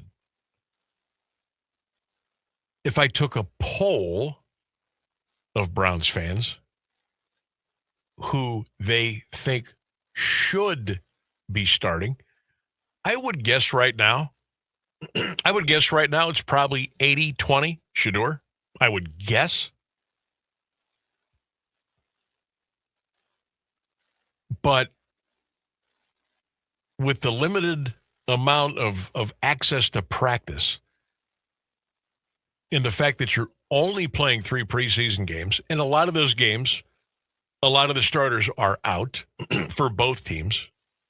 So, like, the live bullets aren't kind of flying around as fast as they would during the regular season. Kind of hard to get a little read there. But Shador will get the start this weekend. And don't forget, they're going to do a practice, Bills-Browns practice, I think Thursday. And then they'll kind of take off on Friday. And then they'll play the actual preseason game on Saturday. So we may learn a little bit more. You may learn a little bit more Thursday than we will on Saturday in a weird way. But Todd Monken spoke to the media today before the Browns went out on the practice field in Berea. Let's catch up with Coach here for a couple of minutes and get his latest view on the 2026 Browns. What have you seen the most development out of that first offensive line group? Well, probably where you see the most out of it is the rookies. I think we've seen a lot of development and taking steps forward from Austin Barber and Spencer, the guys that you would expect that to occur. Obviously between Elton, Zion, and Titus, you expect them to play well, which they have. So it's just been hard because we all been, and most teams go through this, haven't had them all in there at one time, but that's part of camp. So why did Barber move inside this week? We just want to see him inside, along with seeing maybe KT at tackle. Yesterday, we want to take a look at that. It kind of came out of, when Tevin was having a few issues with his back, we thought, well, why don't we, before we get too far down the road, look at Austin at guard? Because you're really trying to piece it together. Austin at guard, KT at tackle, could Elton play guard? Could Whit play center? Parker got dinged up. We were thinking maybe he could be at center. We're just trying to move those pieces around to see what the best combination is. Has Jalen Green been doing in his limited amount of reps? I know, but will get some time in preseason? He'll get in the preseason 3. He's doing fine, really smart, doing a really good job, but we just don't have enough reps for him. What do you see in the competition for the depth in your secondary? Well, we've been banged up there, losing Terrence. D. Ross has been out, and I know I'm missing some guys that have been out. Miles has been out, Bryant. So we've been banged up there. So it's been fun watching Michael Coates play. I mean, that's guy just shows up every day and makes plays. So that's probably the one that stood out with the other guys beat up at corner. How concerned are you with the depth behind the starters at corner, given all those injuries that you mentioned? Well, not yet. We aren't playing a game yet. As we get closer, certainly, trying to find a third corner is on our radar. And and within the guys we have here. Kind of going back to Austin, you talk about seeing. We've talked a lot about Spencer moving from right to left, but Austin played primarily left at Florida, moved to right. Just how has he kind of handled that transition? I thought he did really well yesterday. I mean, you wouldn't have thought that he hadn't played guard before or even on the right side. So I was really impressed yesterday with the way he handled it. And I thought KT looked better right tackle he did at guard. Sometimes things just happen a little too fast inside, at least now for them. I would never say never, but actually looked a little bit better flipping those guys. Todd, you mentioned yesterday this idea of callousing. Take a few more bruises now, it'll help you later. And what areas down the road do you think that can help you guys? Well, it's been proven the more reps that you get, whether it's in preseason games or in practicing against other teams, that you get some nagging injuries, but you callous yourself for some of the major injuries down the road. Now, again, knock on wood, we won't have it this week either, but I'm just fired up about the way our guys practice. They don't blink. Came out yesterday. I know I meet with you guys beforehand, but that was a pretty damn festive practice. I mean, the guys were fired up, got a lot of good work yesterday, and which is impressive for some of those guys. Really didn't play a lot on Saturday, and then having Sunday off. Usually you don't have that kind of juice, but that's just how our guys are wired. Todd, Alex today was talking about some of the stuff he's learned from working with Jared. I guess looking at him, Alex, from the spring till now, how has he grown, and how can you think he can up his production? Well, it's hard to really say. I haven't been here with Alex in the past, and in the spring we don't have pads on. From afar, I've always had a lot of respect for Alex, how physical he plays. And I think he's really developed, not only being around Miles, but then Jared. I think he's developed a real niche for pass rush, being a kind of a crafty, powerful pass rusher. And I look forward to seeing him. I mean, the more he plays and the more opportunities he gets, I think you're gonna see it. Alex and Denzel talked about life without Miles for the first time. You game planned against him. How do you think offenses are going to approach Brown's defense differently than they did when Miles was out there? Well, we still have Jared. I mean, that was the greatest thing about the trade, is you get a Pro Bowl player in return. So, and going against either one of those guys is very, very difficult because they can wreck the game. Miles was a guy that could wreck the game, so you have to know where he's at all times. And Jared's one of those guys. We had to do the same thing at the last place I was at. So, it really, you'd have to ask the other teams of how they would approach that. They're both special players. Full pads today. Yesterday was really just shells.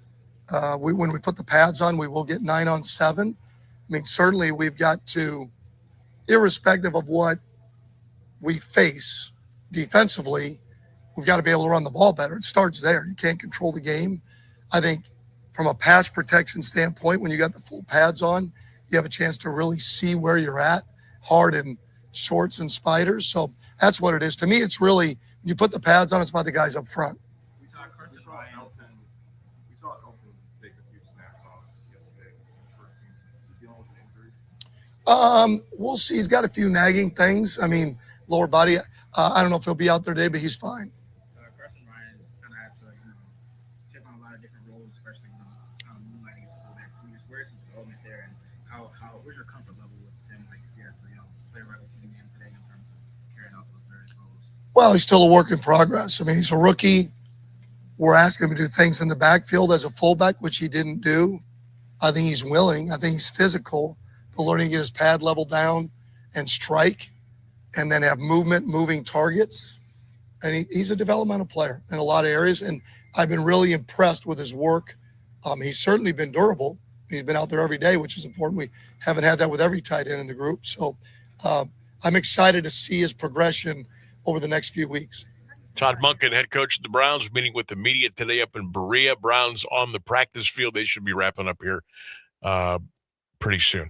You know, I printed out yesterday the latest two deep for the Browns. First team, second team, third team, offense and defense. And then today, I just wanted to print out our draft picks from 2026. I think we kind of lose sight a little bit because, you know, the draft is held when it is, and so many things happen in between the draft and the start of camp, you know, with OTAs and different things. We kind of forget maybe who we drafted, where we drafted, what the expectations are. So I was looking at the draft class today, and I circled the guys that, I don't know, I guess my expectations are I want to see something here. I don't want to just, they're rooks. You know, I want to see some, I want to see some contributions. I want a little something to get excited about. I don't care if it's a lineman or a skill guy. I want some of these guys who were drafted, especially, you know, in the upper tier, to make a little noise. And you're always kind of rooting for the guys, you know, that are drafted, you know, 5, 6, and 7. Usually they don't come into play for the most part. But as our top 3 draft picks,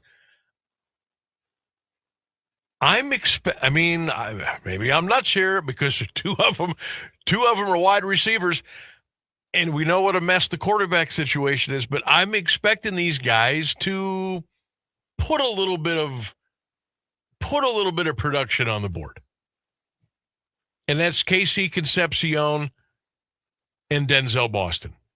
Concepcion, the 24th overall pick out of A&M, and round 2, 7th pick, Denzel Boston.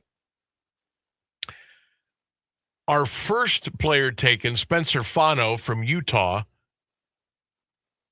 I think he'll be okay. I think just by what I've witnessed and watched from him, I know he's a big dude, but I think he needs to get in the weight room a little bit. I want to see a little bit more chisel out of him and a little more quickness.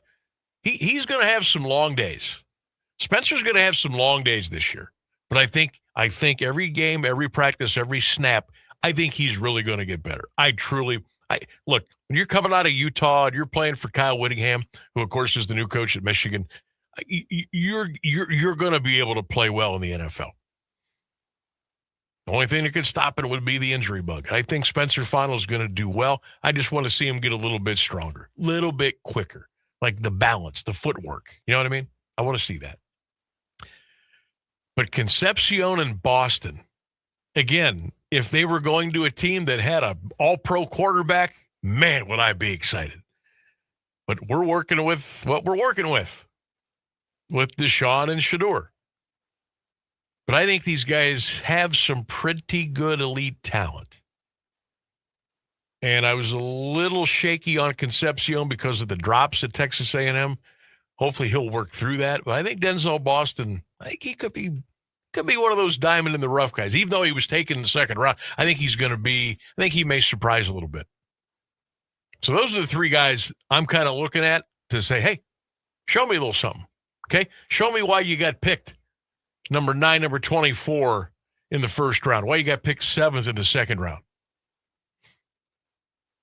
The rest of the guys, the young man out of Toledo, McNeil Warren, Austin Barber, the tackle out of Florida, and Brailsford, the center out of Alabama, Justin Jefferson, the linebacker from Bama.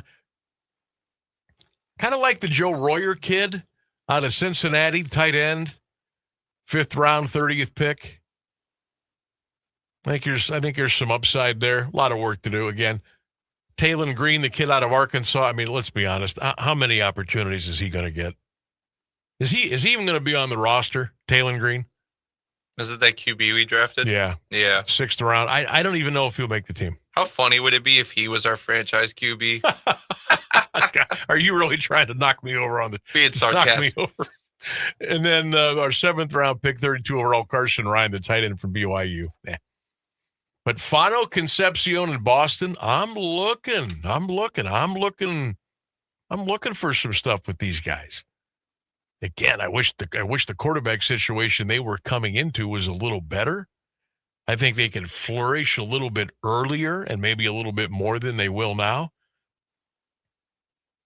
But I think there's some good, solid NFL playmaking ability with both those guys. And again, Spencer Fano on the line, rookie, going to work himself in. I know the kid's going to work hard. I'd probably like him to be a little bit meaner. I don't know if that's in his DNA, so to speak. But I think our top 3 picks, if they stay healthy and things don't go sideways, I think you will see some really nice contributions from them for the Browns coming up here 2026. Who knows? Maybe a season of terrible passes will make them really good receivers. They'll get really good at catching wild passes that go all over the place. Oh, well, they've walked into the right room, Yeah, right that's what I'm room for saying. that. That's for sure. All right, 54 minutes past the hour. We'll take a break. Phones are open 330-821-1310. Text 944-5179. Also, and all day, 3 till 6. Get those comments in right now on the Q92 Radio YouTube channel. We'll step out. We'll come back. Stay with us. The Sam Bourquin Show, 1310. Do you have trouble getting in and out of the bathtub? Are you afraid you'll slip and fall entering or exiting a tub? Safe Step walk-in tubs can transform your bathtub from an area of concern to a calming refuge. Call them today at 1-800-498-2098 and save $1,600. Safe Step walk-in tubs and showers are proudly made in Tennessee and offer an ultra-low step-in, avoiding that difficult climb over a traditional bathtub wall. They also offer a variety of therapeutic benefits that may help soothe your aching muscles and joints, increasing your mobility, boosting your energy, and improving your sleep. Safe Step walk-in tubs are designed to easily fit your existing tub space and are often installed in as little as 1 day. Just dial 1-800-498-2098 today to save $1,600 and receive a free shower package. That's 1-800-498-2098 for a free no-obligation consultation and to save $1,600. Safe Step walk-in tubs. Safety never felt so good. Music and intelligence for your life. No matter what anybody tells you, words and ideas can change the world. I'm John Tesh, and we couldn't be happier about bringing you intelligence for your life every day. We have a room full of researchers gathering the information and ideas you need to make your life simpler and better, and to make you the smartest person in the room. Join me for Music and Intelligence for Your Life, 10 to 3, Monday through Saturday, only on AM 1310 WDPN. You heard it on the John Tesh Radio Show. We are the keepers of the wild, America's original and most invested conservationists. For more than 80 years, we've been committed to conserving wildlife and the natural landscapes that define our nation. From rugged alpine ridgelines to peaceful tall grass prairies, we've supported the conservation of more than 36 million acres of American wildlands. Our funding has led to cleaner water, fresher air, and improved wildlife habitat. From abundant fish and waterfowl populations to robust deer and elk herds, nothing is more important than maintaining wild spaces for adventurers to explore and wildlife to thrive. We are America's hunters and target shooters, stewards of the American outdoors. America's hunters and target shooters, along with firearm, ammunition, and archery manufacturers, have invested more than $46 billion to help state fish and wildlife agencies manage and protect wildlife and wildlands across America. For more information, visit outdoorstewards.org. For 75 years, the Muscular Dystrophy Association's voices have thundered through the halls of Congress. For 75 years, we've willed the impossible into existence. For 75 years, the MDA community has pushed the science, shifted the narrative, and established the field of neuromuscular medicine. And until that day, when this is all a thing of the past, you couldn't stop us if you tried. Join us and celebrate 75 years of breakthroughs at MDA75.org.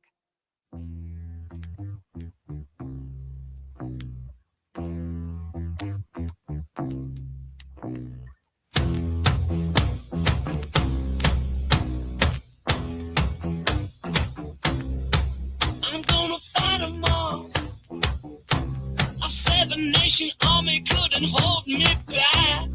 They're gonna rip it off, taking their time right behind my back. 1310 WDPN. Welcome back to the Sam Bourquin Show. We got a couple of minutes before we get you to the top of the hour. Clint Marshall standing by in the WDPN newsroom. We'll get the weather from Mark Johnson, and we'll come back with one more big hour. RJ Van Almen, Canton City School Board, is going to join us to talk about the Kent-McKinley Hall of Distinction, their new class. RJ will be joining us at 5:35 today. What else we got going on? Tomorrow, AJ Sarbaugh. We got RJ today and AJ tomorrow. All right?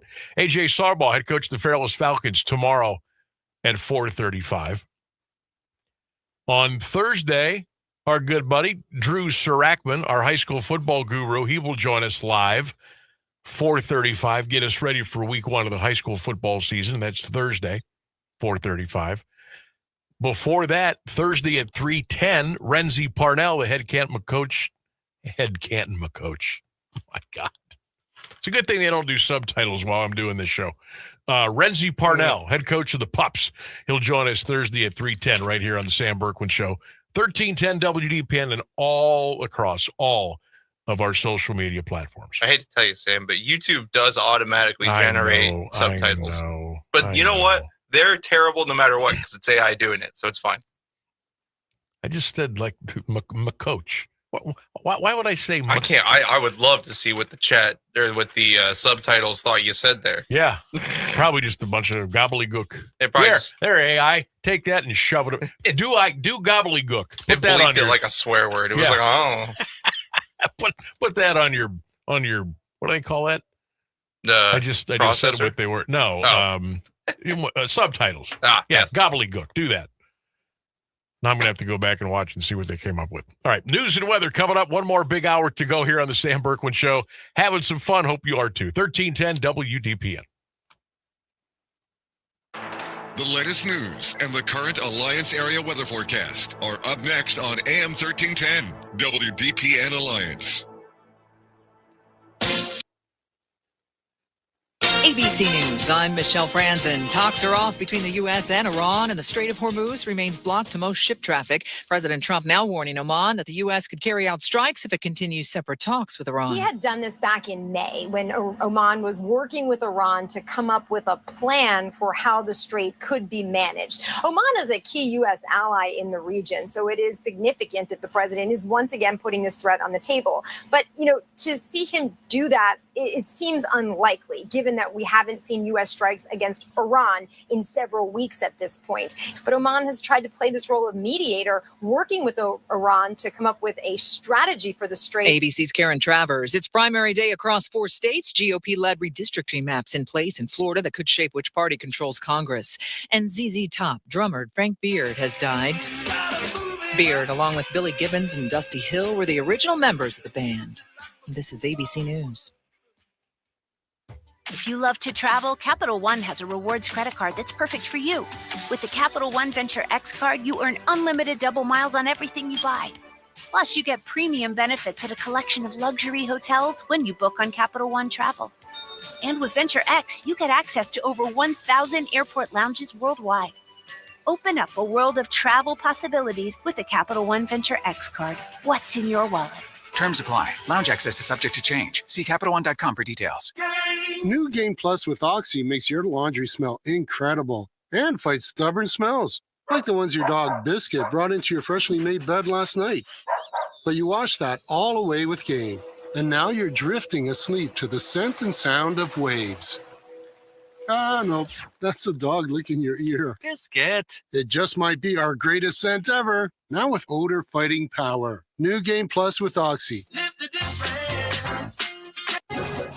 Now, the latest Alliance area news from Clint Marshall on AM 1310 WDPN. Good afternoon. It's 5:02. An Alliance police sergeant has resigned from the department. Ethan Griffith submitted his resignation Tuesday before further disciplinary action could be taken. Griffith had been on unpaid administrative leave following the July arrest on a charge of endangering children involving the 4-year-old son of his fiancée. In July, he was given 1 year of probation, a 1 year license suspension, and a $700 fine in Austintown for fleeing the scene of a crash in June. Griffith had been with the department since 2022. A private jet made a landing at Akron Canton Airport Tuesday afternoon with its nose wheel in the retracted position. The plane circled the airport for several minutes before attempting the emergency landing. No one was hurt. Pilots landed the plane on its wing wheels at about 1:30 with the nose scraping the runway. The plane then taxied off the runway. No other details were available. Canton woman accused of helping a suspect avoid police in connection with a double homicide in the city. 36-year-old Emily Ryder was arrested Monday and faces felony charges of obstructing justice. Court records say she drove Melissa Terrell around and did not tell police about it. Ryder is scheduled for arraignment tomorrow in Canton Municipal Court. Terrell, Eric Lamar, and Darrell Washington of Canton also face charges in the August 9th deaths of Katina Spells and Courtney Yeager in an apartment on Allen Page Drive Southeast. A proposal that would have dissolved the bargaining unit representing city department heads has been rejected by Alliance City Council. Resolution failed 4-3 after newly appointed President Julie Jackmedes broke a tie Monday. Members Jim Edwards, Cindy King, and Philip Mastriani had voted against the measure. Council also approved a new pickup truck for the street department costing up to $53,000 and authorized bids for various supplies for 2027. Canton Police Chief John Gabbard is addressing a video circulating on social media showing officers handcuffing a juvenile on a Highland Road porch. Gabbard says officers were searching for suspects connected to recent car thefts Monday, including at least one juvenile.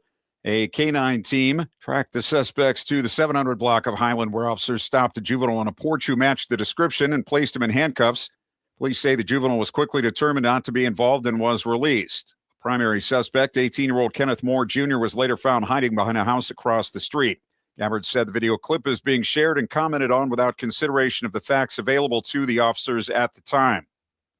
Kempthorne Motors of Canton has been sold to Great Lakes Auto Group. Great Lakes, based in Akron, and operates Honda, Hyundai, Subaru, and Toyota dealerships in Northern Ohio and Columbus, as well as in New York, Indiana, and Virginia. The deal is expected to close this week after months of negotiations. It reportedly includes the Volkswagen, Mazda, Mercedes-Benz, Volvo, and Sprinter franchises, all based at 1449 Cleveland Avenue Northwest in Canton. The dealership has been owned and operated by the Kempthorne family for 88 years.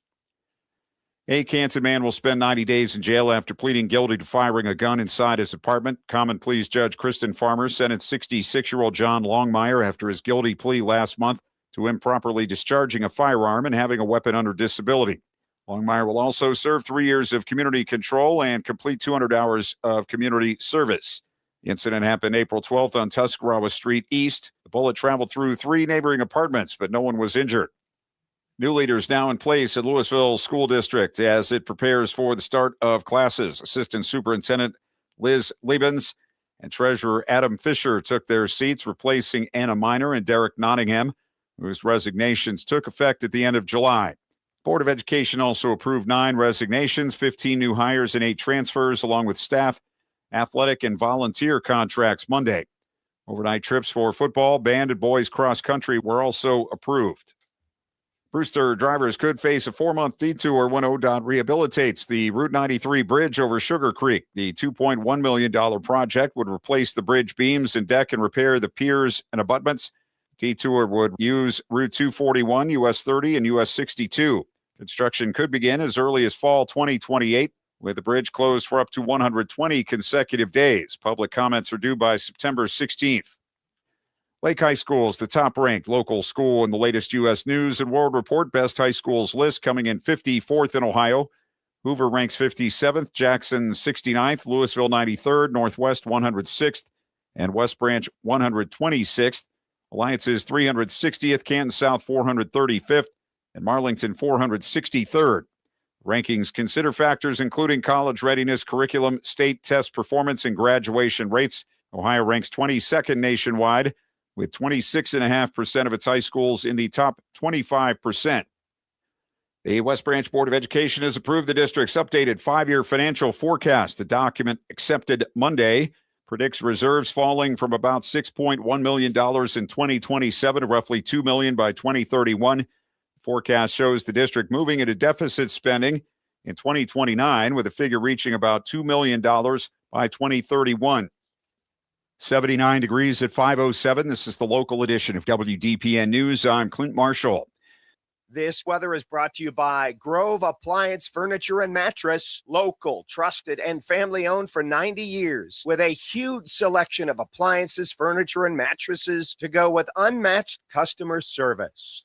We've got high pressure sitting right on top of us today, and that means bright sunshine, a few scattered clouds here and there, a high right around 80 degrees, and lower humidity. Overnight, partly cloudy, dry, our low 62. I am Mark J. Weather from 3 News.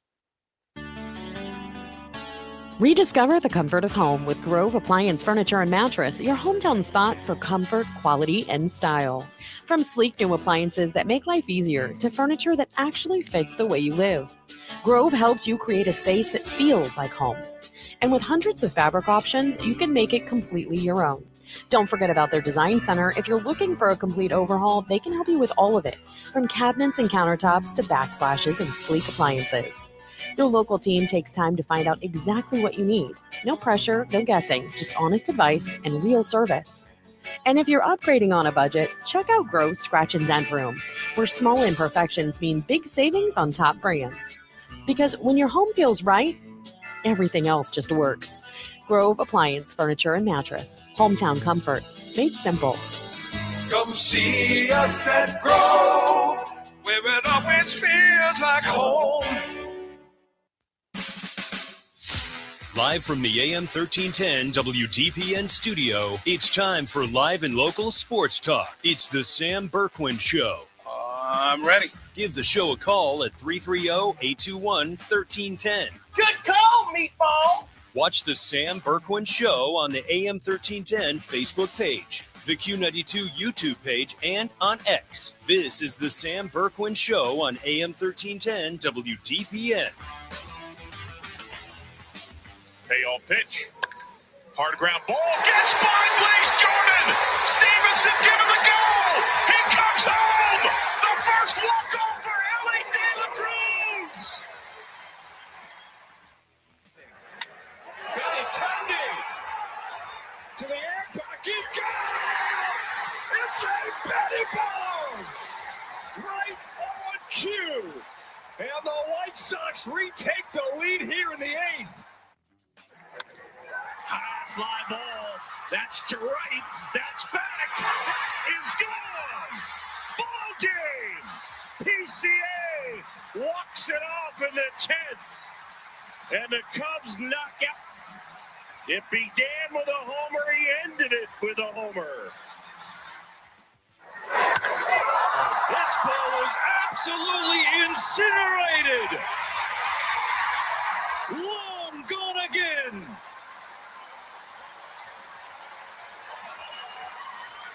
AM 1310 WDPN. Some pretty good baseball highlights there. Hope you enjoyed those. Hopefully we'll have some baseball highlights to play for you tomorrow as the Cleveland Guardians will take on the San Francisco Giants tonight.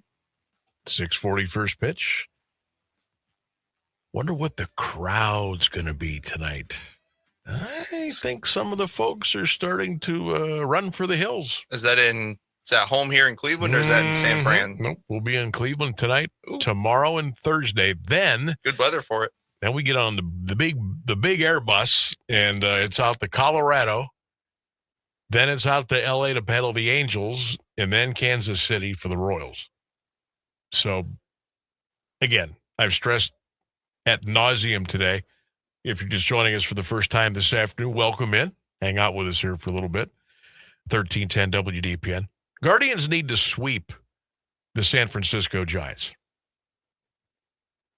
You don't really throw around must-sweep series, but I'm throwing it around. And the Guardians better sweep San Francisco. Period. No excuses, no managerial gaffes, no stupid plays in the field. Get the bunts down. Get a couple of runs with guys in scoring position, and beat this team 3 days in a row. I don't think I'm asking for a lot. Is it hard to sweep a series? Sure it is. They're pros just like we are. But they're 24 games under 500. They're playing for nothing. Guardians are in a fight for their playoff lives. If you think they still have a shot. They get a sweep. They get a sweep tonight. They got to win Wednesday. They got to win Thursday. Period. Foster Griffin on the mound tonight for the Guardians. Tomorrow, Parker Messick on the mound. Thursday afternoon, it'll be Gavin Williams. Pitching-wise, I mean, doesn't this line up for a good series for Cleveland? With Griffin, Messick, and Gavin, right? That shouldn't we take all three of these games? We certainly should. Guardians a big favorite tonight. Almost a 2-1 on the money line. But again, the Giants they just don't have it. They don't have it. Wasn't too terribly long ago, the Giants were ripping off World Series. Remember, they would win, what was it? They would win the odd years or the even years. They would win one, lose one. They put a couple of rings on. Now, they've been struggling here the last couple of years. Now, Bruce Bochy's not walking through that door.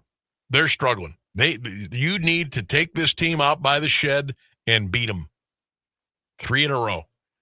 Get on the plane, go out to Colorado, take advantage of the big ballpark, the big power alleys, the altitude, the thin air, and get yourself together.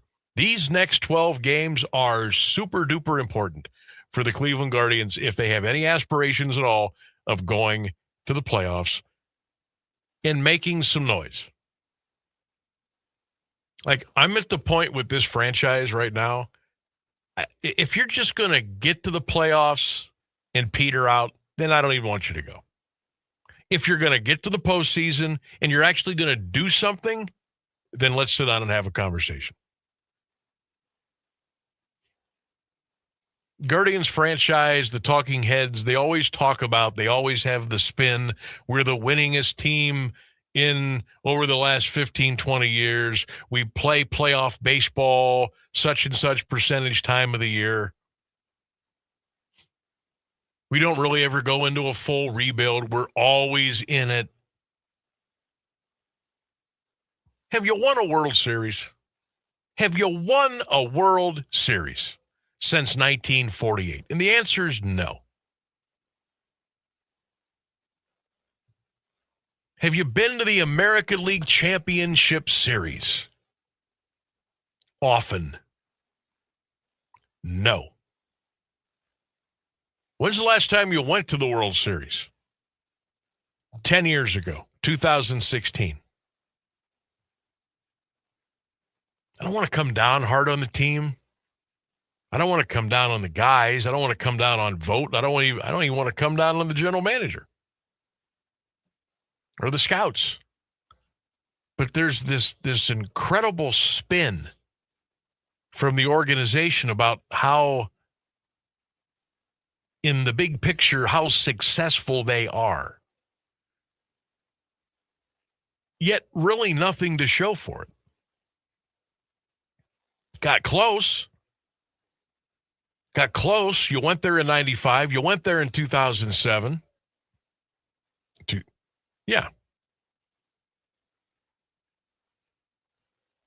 You went in 16. You've been close. You've been to some ALs, but you haven't won the World Series since 1948. And at some point, you got to say, hey, what are we doing here? You have to differentiate whether you're here just to have fun or you're here to win a World Series. What's it going to be? We all know baseball is the marathon. It's 162 games. It's like the long walk in the park. You have some fun moments. You have some lazy moments. Big things happen. It's an enjoyable experience for the most part. Baseball is your companion. Baseball is your companion. It's your right-hand person between the end of February and the end of September. It's your companion. I still say to this day, is there a better marriage than baseball and radio? Baseball and TV is good, yeah, but baseball and radio, it's the companion for everybody. In the car, on your patio, in the basement, mowing the grass. What's my team doing? Let me check in and see what's going on. Sam, you'll never guess who texted in. It's Sal. Says the Sal. Padres are currently plus 1,800 to win the National League. What do you think, Sam? Ooh. Fire off 100 at that? Oh, that's a good price, Sal. 1,800. Good Lord. Would be tempted to put a shekel down on that one. Yes. You put $1 on that and you win $1,800, right? Is that how that works? No. If you put All right, I'm still $1, bad at you that. win 18. Okay. Now you put $100 on there. Now we're talking. Yeah. Now we're talking. Okay. Even a 50 spot. Yeah. Would be a nice $900. play. Now, Sal, I'm gonna have to get back onto my account and see what numbers I can get. Look what you did, Sal. Ran into Sal last night, by the way. We had a little conversation about our Vegas trips. You didn't run into him in Vegas? No, I did not. I did not. I was really hoping that would happen. That would have been funny. That would have been funny. But yeah, I ran into Sal last night. We had a nice little conversation. I believe he may be heading out in January. I think. We'll see. Okay, I know he'll keep me posted. You gonna head out in January then? It's not like we're busy that time of year. My vacationing is done until the end of April.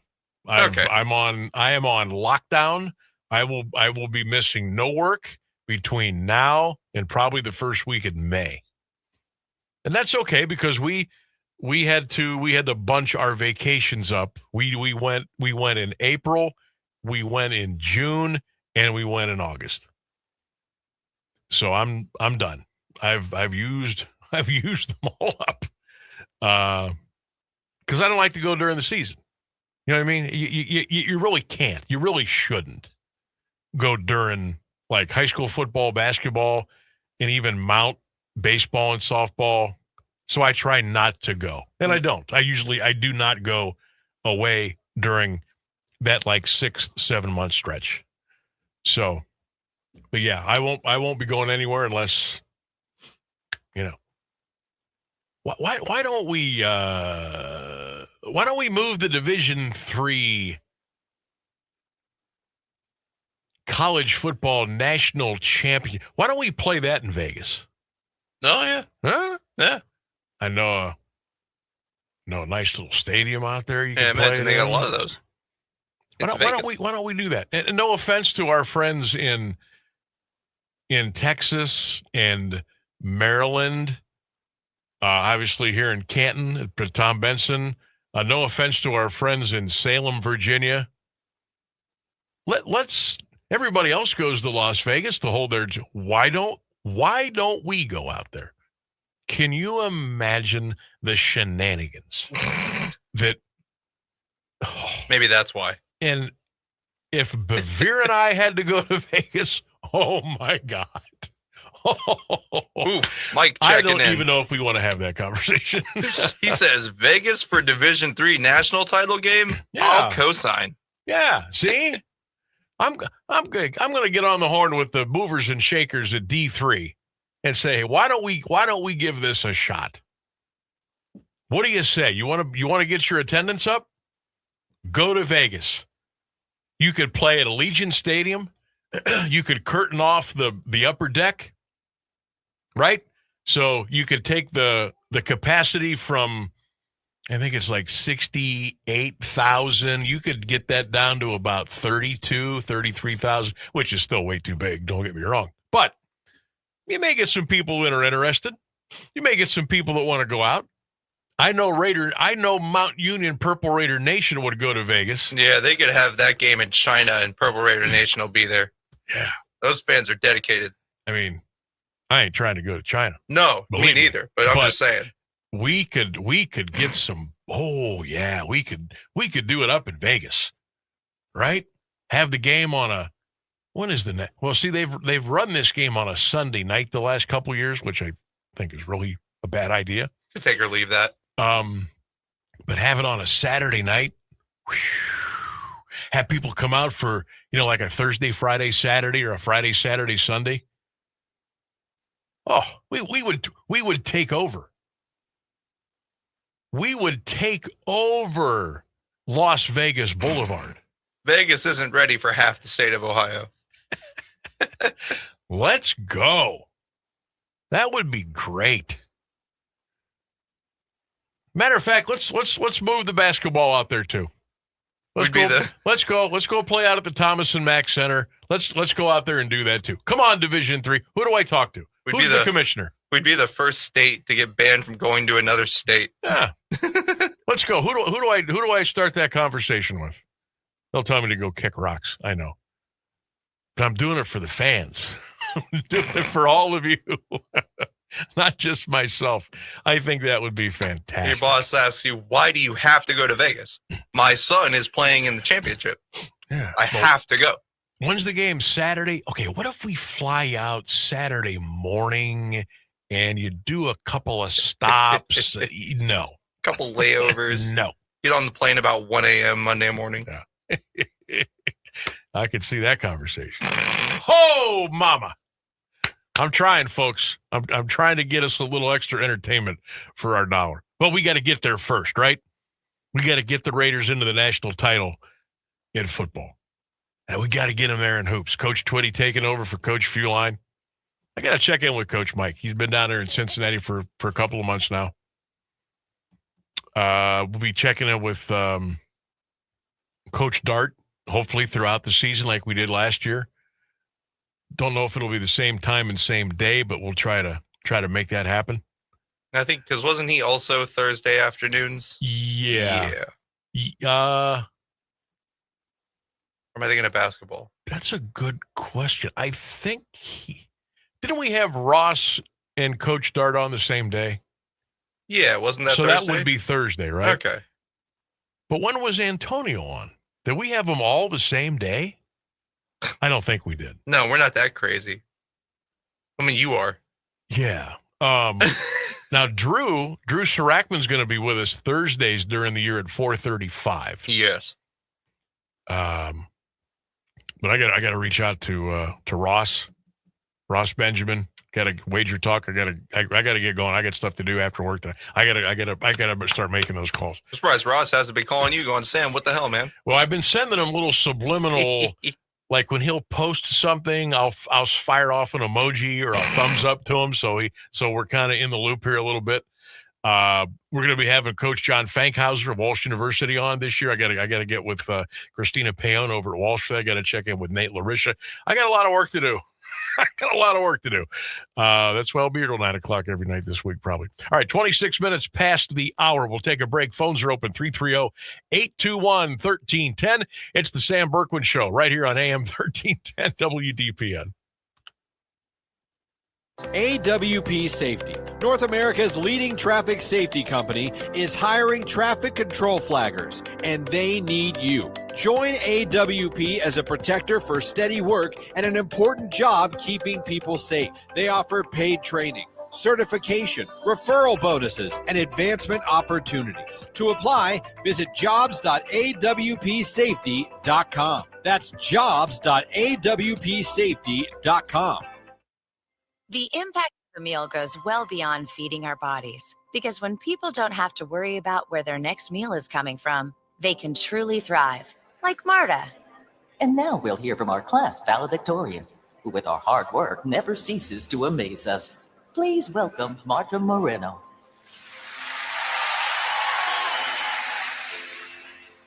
And Alex. Hey, Alex, how did the interview go? I did it. I got the job. I can't believe it. I knew it. Let's meet up later to celebrate. And Diego. Mom, I got first place at the science fair with my volcano project. That's amazing, sweetie. Congratulations. Because when people are fed, futures are nourished, and everyone deserves to live a full life. Join the movement to end hunger at feedingamerica.org/actnow. feedingamerica.org/actnow. A public service announcement brought to you by Feeding America and the Ad Council. We asked parents who adopted teens to share their journey. Nathan has taught me to embrace the moment. Age-wise, I'm in my late 60s. I'm old enough to be his grandfather. Will he be embarrassed to acknowledge me as his dad? I think the most important thing we can do is let them know that they're safe, that they're valued and cared for and loved, and that they're important. I knew I wanted to be adopted by him because of how he taught me to be the person who I am today. And it's coming from a dad that didn't expect to become a dad. And I feel very proud to be his son. That was what he needed, and he was what I needed. Every day is full of new opportunities. That's what it's been about, realizing the simple things that it takes to make such a huge difference in these kids' lives. Learn about adopting a teen from foster care at adoptuskids.org. Brought to you by Adopt US Kids, the U.S. Department of Health and Human Services, and the Ad Council.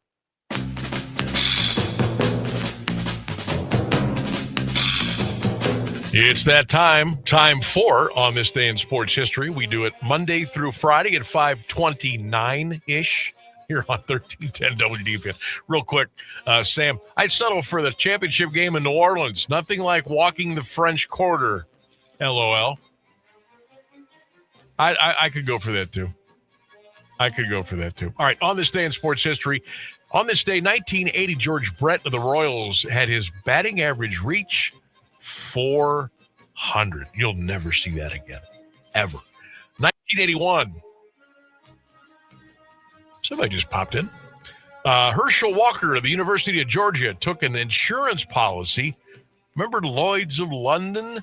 The All-American was insured for $1 million. 1987, Earl Campbell announced his retirement from the National Football League. On this day in 1992, Larry Bird, after 13 years with the Boston Celtics, announced his retirement. Now, if you are listening, love you. If you're watching, love you. If you've got us right now on the Q92 Radio YouTube channel, I want you to pay close attention to this portion of On This Day in Sports History as we take you back to 1990 on this day. The Cleveland Indians were playing the Chicago White Sox at Comiskey Park. And our old buddy Mike Hargrove was at the plate. You know, the human rain delay. The voice of the White Sox then was the great Harry Carey. Listen to this conversation while Grover is at the plate doing his thing. Harry Carey back in the ballpark. We go in the bottom of the first. Second, of course. And they have won. We're going to win. Doesn't allow to run 6. Strike called to Mike Hargrove. Sox a cushion in that 6-run 4th inning. 3 of the runs coming on his homer.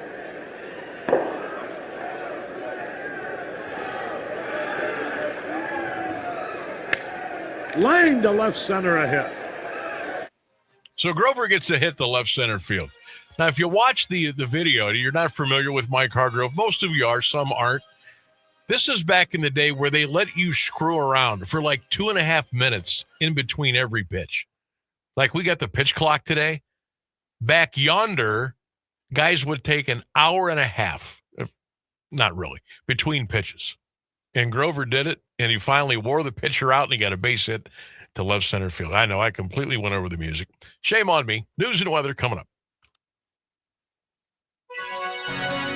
Now, the latest area news on AM 1310 WDPN. Good afternoon. It's 5:30. Iranian citizens telling foreign media outlets survival is growing difficult as the price of food and other basic commodities soars under the U.S. blockade. The annual rate of general inflation is over 80%. Unemployment in Iran reached a 4-year high of 9.1% in June. The currency, the rial, is down to 1.88 million to $1, a major problem for the Iranians who prefer to do business using dollars instead of Iran's nearly worthless currency. Unemployment rates soared after the uprising in January because the regime blacked out the internet for about 3 months. Agriculture Minister Gholamreza Nouri Gazelje insisted Monday Iran's food security remains intact. Al Jazeera quoted some less confident remarks from President Masoud Pezeshkian last week as the head of Iran's secular government considers imposing fuel quotas and price hikes. President Trump threatened to bomb Oman because he's unhappy the country is close to a deal with Iran to manage ship traffic through the Strait of Hormuz. That's what two regional officials said Tuesday, a day after the president leveled the threat. The officials said the administration has told Oman it's opposed to parts of the yet-to-be-announced deal, including the joint Iranian and Omani management of the exit route out of the passage. The officials were briefed on the U.S. position and how the administration views Oman's position. Top CIA analyst told Public News former CIA Director John Brennan had put analysts under duress to say Russia favored and sought to help Donald Trump in 2016 when the intelligence did not support that conclusion. Files released Monday revealed the FBI walked away from a far stronger case against Democratic Representative Eric Swalwell. The FBI opened its investigation in 2014 and named as its objective to obtain sufficient evidence to indict and arrest Swalwell for violations of campaign finance laws and quid pro quo exchanges. Christine Fang was a Chinese national whose parents the FBI identified as known MSS intelligence officers. The new file shows Swalwell admitted to FBI agents he had physical relations with Fang on multiple occasions, and that he confirmed Fang referred interns to him whom his staff placed in his campaign and congressional offices. Agents traced 2013 straw donations through conduits back to Fang herself. February 8, 2017, the FBI dropped the investigation into Swalwell and narrowed the case to Fang alone. A federal jury convicted a Georgia man of laundering more than $2.7 million stolen from victims through online fraud schemes. Babajide Adeseo was found guilty August 6th of 2 counts of conspiracy to commit money laundering and 16 counts of transactional money laundering. Adeseo became a naturalized citizen in 2015. The fraud operation ran from April 2020 through September 2021. Much of the money was first sent to business accounts controlled by Adeseo's Nigerian co-defendant. He then transferred most of the funds to Adeseo while labeling the transactions as payments for vehicles from Adeseo's auto business. Adeseo then moved much of the money to accounts abroad, including in China, Hong Kong, and Nigeria. After being released on bond in June 2024, Adeseo continued receiving money through his own business accounts and accounts belonging to others. 79 degrees at 5:33 for WDPN News. I'm Clint Marshall. Here's Mark Johnson's forecast on AM 1310 WDPN. 80 warm degrees for your Tuesday high. The good news is we're dry, we're sunny for the most part all day long, and humidity is lower today. Good news out there. Overnight, partly cloudy skies, our low in the lower 60s. From the 3 News Weather Center, I'm Mark Johnson.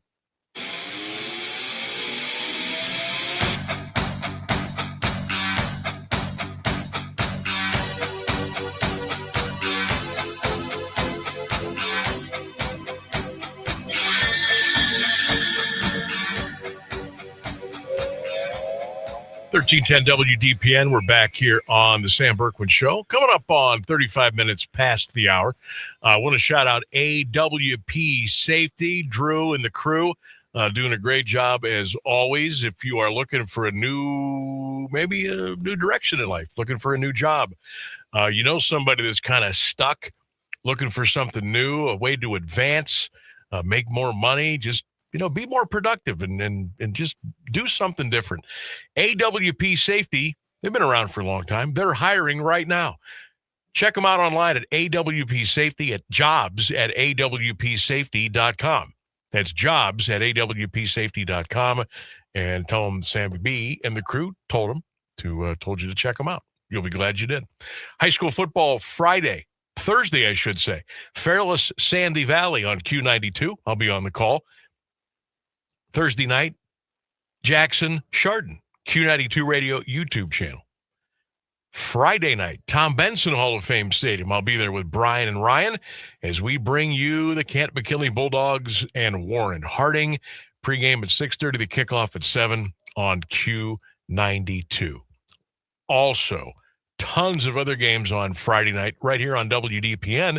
Christian will have the call on Alliance at Northwest, plus a ton of other games. Make sure you check us out on all of our social media platforms. All right, time to catch up with a dear friend of mine, and we're going to talk a little Canton McKinley Hall of Distinction, one of the newer members of the Kansas City Schools Board of Education. He's a mover and shaker, and he's just a good, solid human being.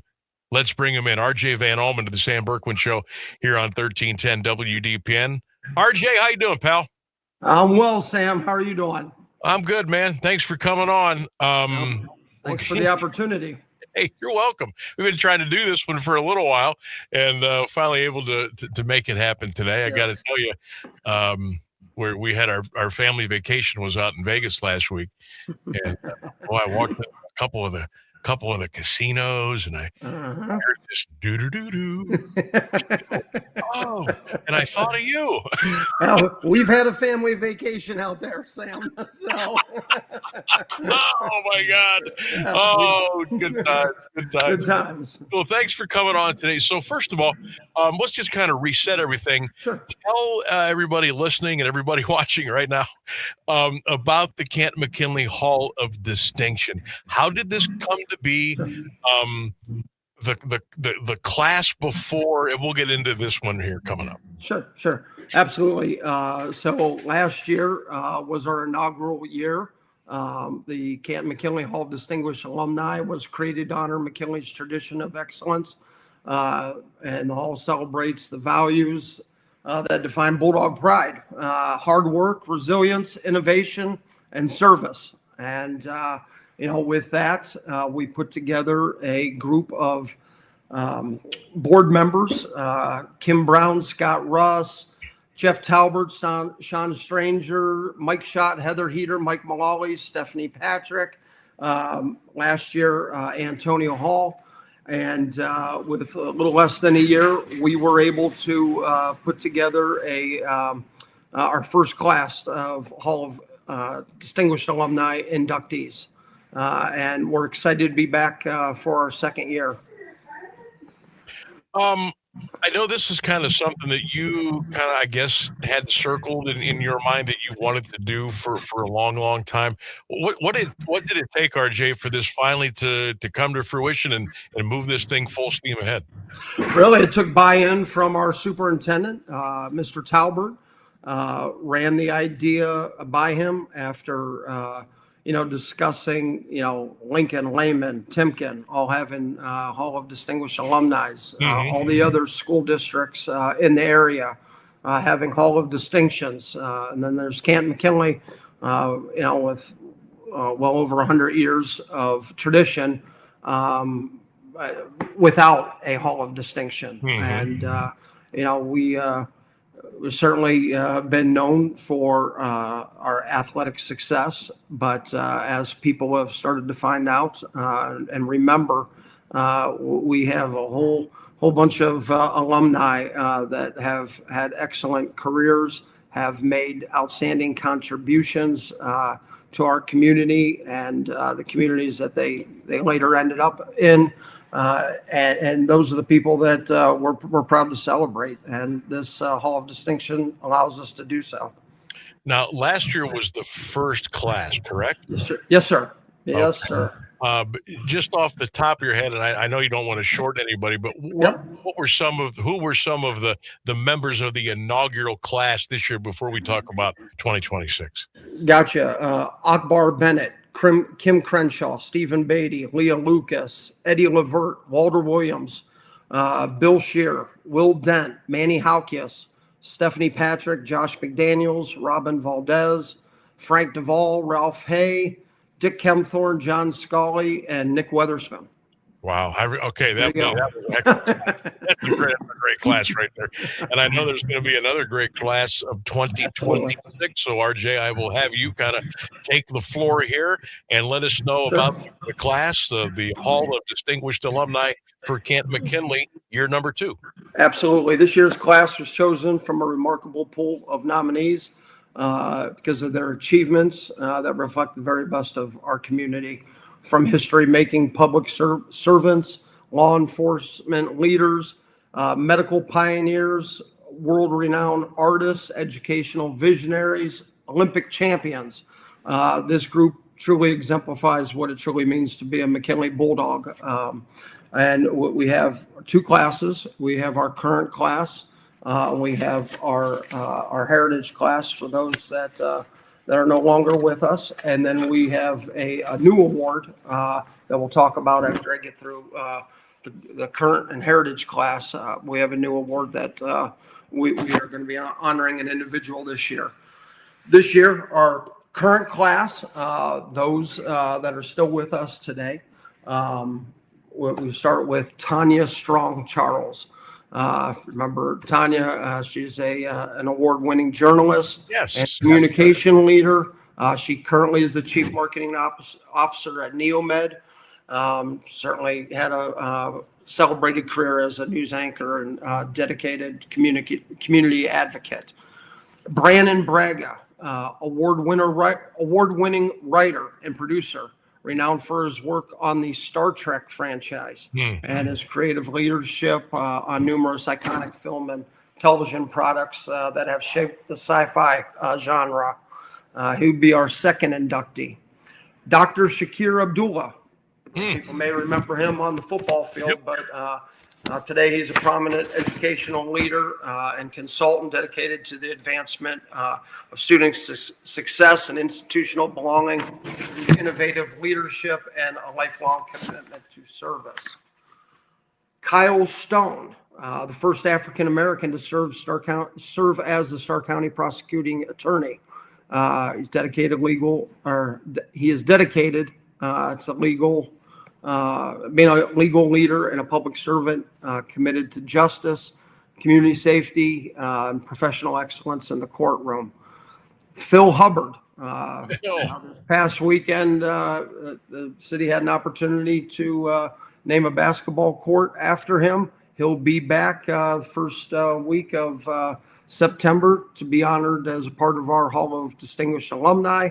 Of course, a legendary professional basketball player, Olympic gold medalist. He had a 10-year NBA career, followed by 2 decades of coaching and player development at the highest levels. Amanda Archer, public health leader who made history as the first female commissioner of the Canton City Public Health Department. She's dedicated to harm reduction and empowering all citizens to achieve their highest level of health. And we're going to round out our current class with another Olympian, legendary Olympic gold medalist, 3-time national AAU champion, who dedicated his life to community service and mentoring the youth. And that's Ronnie Harris. Nice. We'll round out the class of our current inductees. And we're looking forward to have each and every one of those individuals with us here in a couple weeks. So we're looking forward to welcoming them, their families, the friends, and I know they're all excited about being inducted to the second class. Absolutely. That is a great class. We're joined by RJ Van Almen, Kansas City School Board member, a man about town, moving and shaking. RJ, I know we texted a couple of days ago about ticket sales and things like that. When will tickets go on sale for the event? Where will it be? What time? How can people get the information they need to go and attend and be a part of a big night? Well, they're on sale now. Okay. They're on sale actually through the 24th, noon, which is next Monday. They are on sale. It's going to be on September 3rd at the Doubletree downtown, same place as we had it last year. Okay. Doors are going to open at 4:30, dinner at 6 o'clock. Program's going to begin at 7 o'clock. And if anybody's interested in purchasing tickets, all they need to go to the district website, ccsdistrict.org. Go to the quick links, go to CCSD box office, select Canton McKinley High School, choose September 3rd. It'll have distinguished alumni dinner, and you can purchase your tickets. They're $50.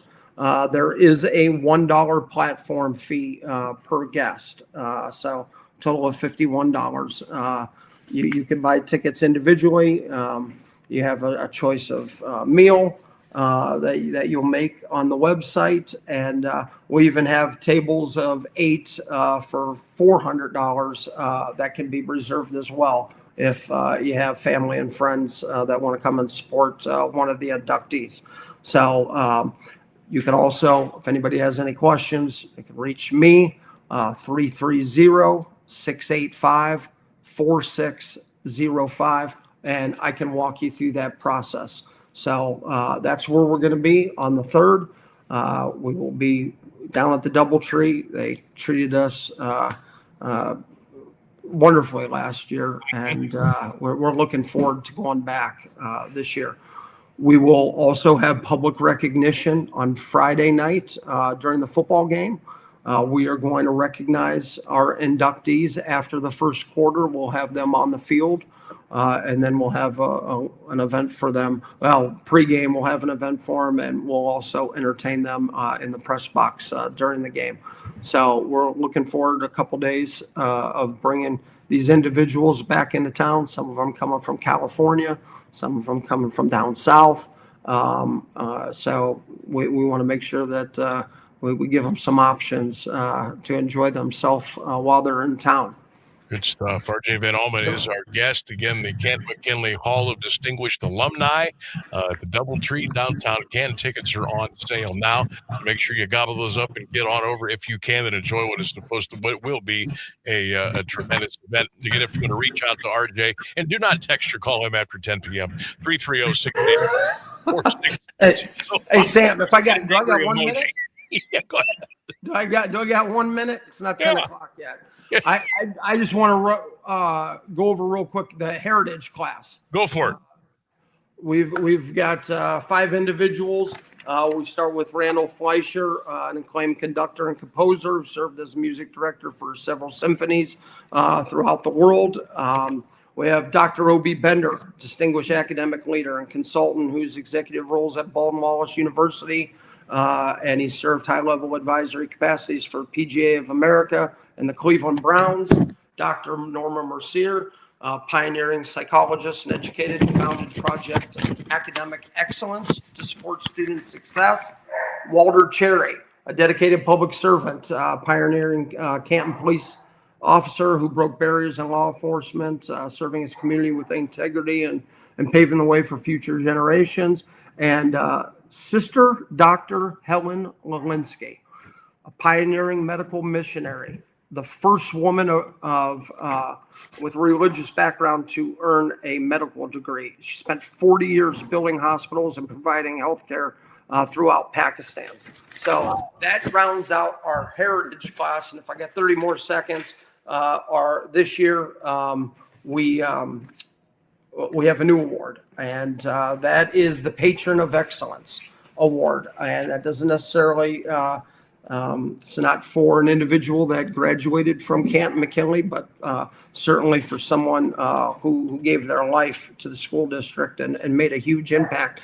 This year, our Patron of Excellence Award winner is a veteran broadcaster who served as a sports director at WOAC Channel 67. Had a 28-year career with Canton City Schools, where he hosted Bulldog Sports Nation, and he taught the next generation of broadcasters in the broadcast media program, Mr. Scott Davis. Very good. He will be the first recipient of Patron of Excellence Award, and we're looking forward to recognizing and celebrating him as well. Awesome. Scott's good people, really good people.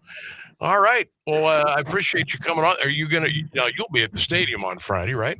Of course, I'll be there. I've got my son down there fetching water for the pups, and I've got a daughter, sophomore daughter, who's going to be cheering on the sidelines for those Bulldogs. So it'll be a special night, Sam, to see both those kids down there on the field. And boy, tell you what, wish Pops was right next to me. Oh man, right? He'll be looking down. Yeah, but we'll be thinking about him during the game, because I know he'll have a smile on his face. So no doubt. Yeah. Well, if you get a chance, stop up at the booth. I'll be there. Absolutely. I'll be there at 2:00. So if you want to come over, all right.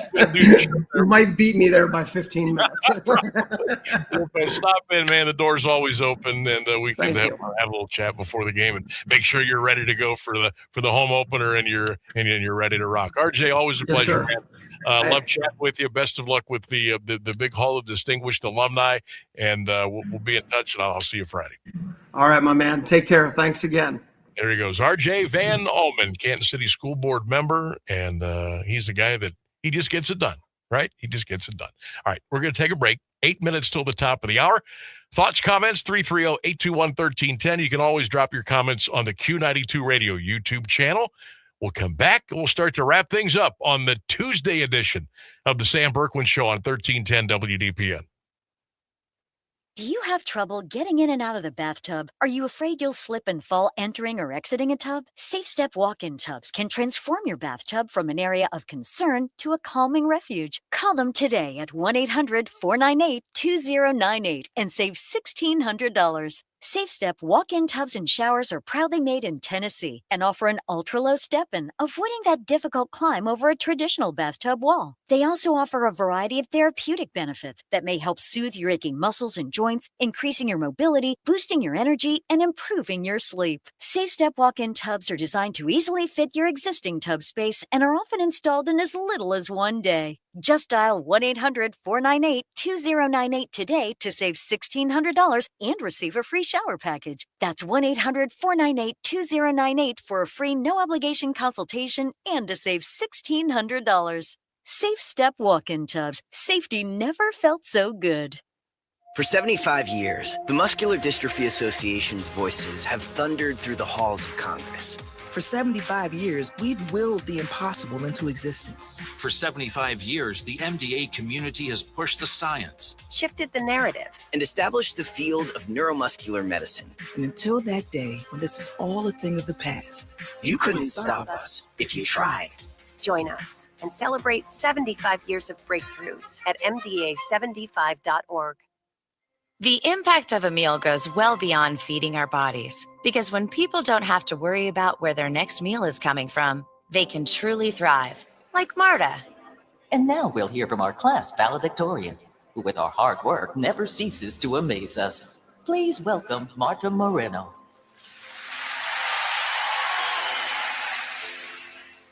And Alex.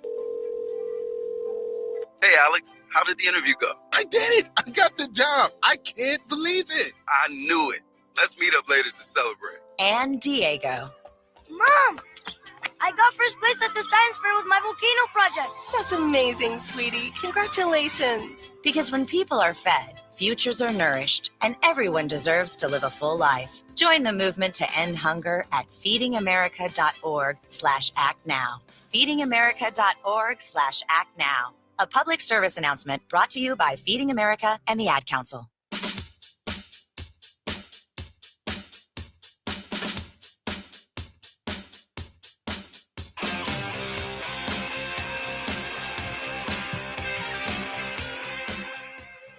$1310 WDPN. Welcome back to the Sam Bourquin Show. Thanks to RJ Van Almen for joining us on the program to talk about the Canton McKinley Hall of Distinguished Alumni. If you're just checking in now and you missed the interview, it'll be up in podcast on our social media platforms a little bit after the show is over tonight.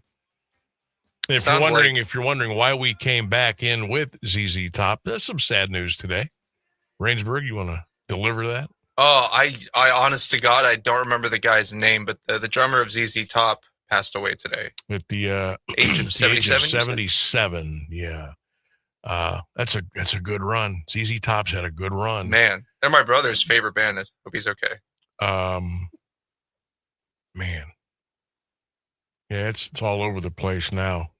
Actually, ZZ Top just released a statement a little bit ago. What the heck? I might as well read it. It says, today, Elwood and I lost a great friend and collaborator, and the world lost one of the most naturally innovative drummers and a great and true son of Texas. His signature backbeat was key to keeping ZZ on top. Man. We have quite a few ZZ Top in the system, don't we? I mean, not quite a few, but yeah, we've got some. We've got some in there. Oh, that's sad. Boy, you know, when you get to, I don't know, I don't want to put a age group, but like you're afraid to look at the obituaries anymore. because you might know somebody that passed away. Or every time, like when I'm on social media and I get an alert from like TMZ, the first thing I think of is, oh my God, who passed away? Oh, anymore, yeah. I'm afraid to look. ZZ Top drummer Frank Beard passed away at the age of 77. I get that because I'm finally old enough to where I've had a few of the people I went to high school with pass away in the past like couple years, and I had that moment of like, oh God, people my age are just dying now, and it's a weird feeling when that happens. It is. It's like a realization, and like when you get to like I'm only 32. 30. You're 25 years younger than me. Wait till you get, and it's like, and you know how things, it happens in threes usually. Yeah. And boy, you start to, well, your mortality, you start to face your own mortality. Yeah, you and do. It's like, whoa, man, life gets scary. Like it's a wild ride, man. It's a wild ride every day you get up and before you put your head down at night, but you just never know.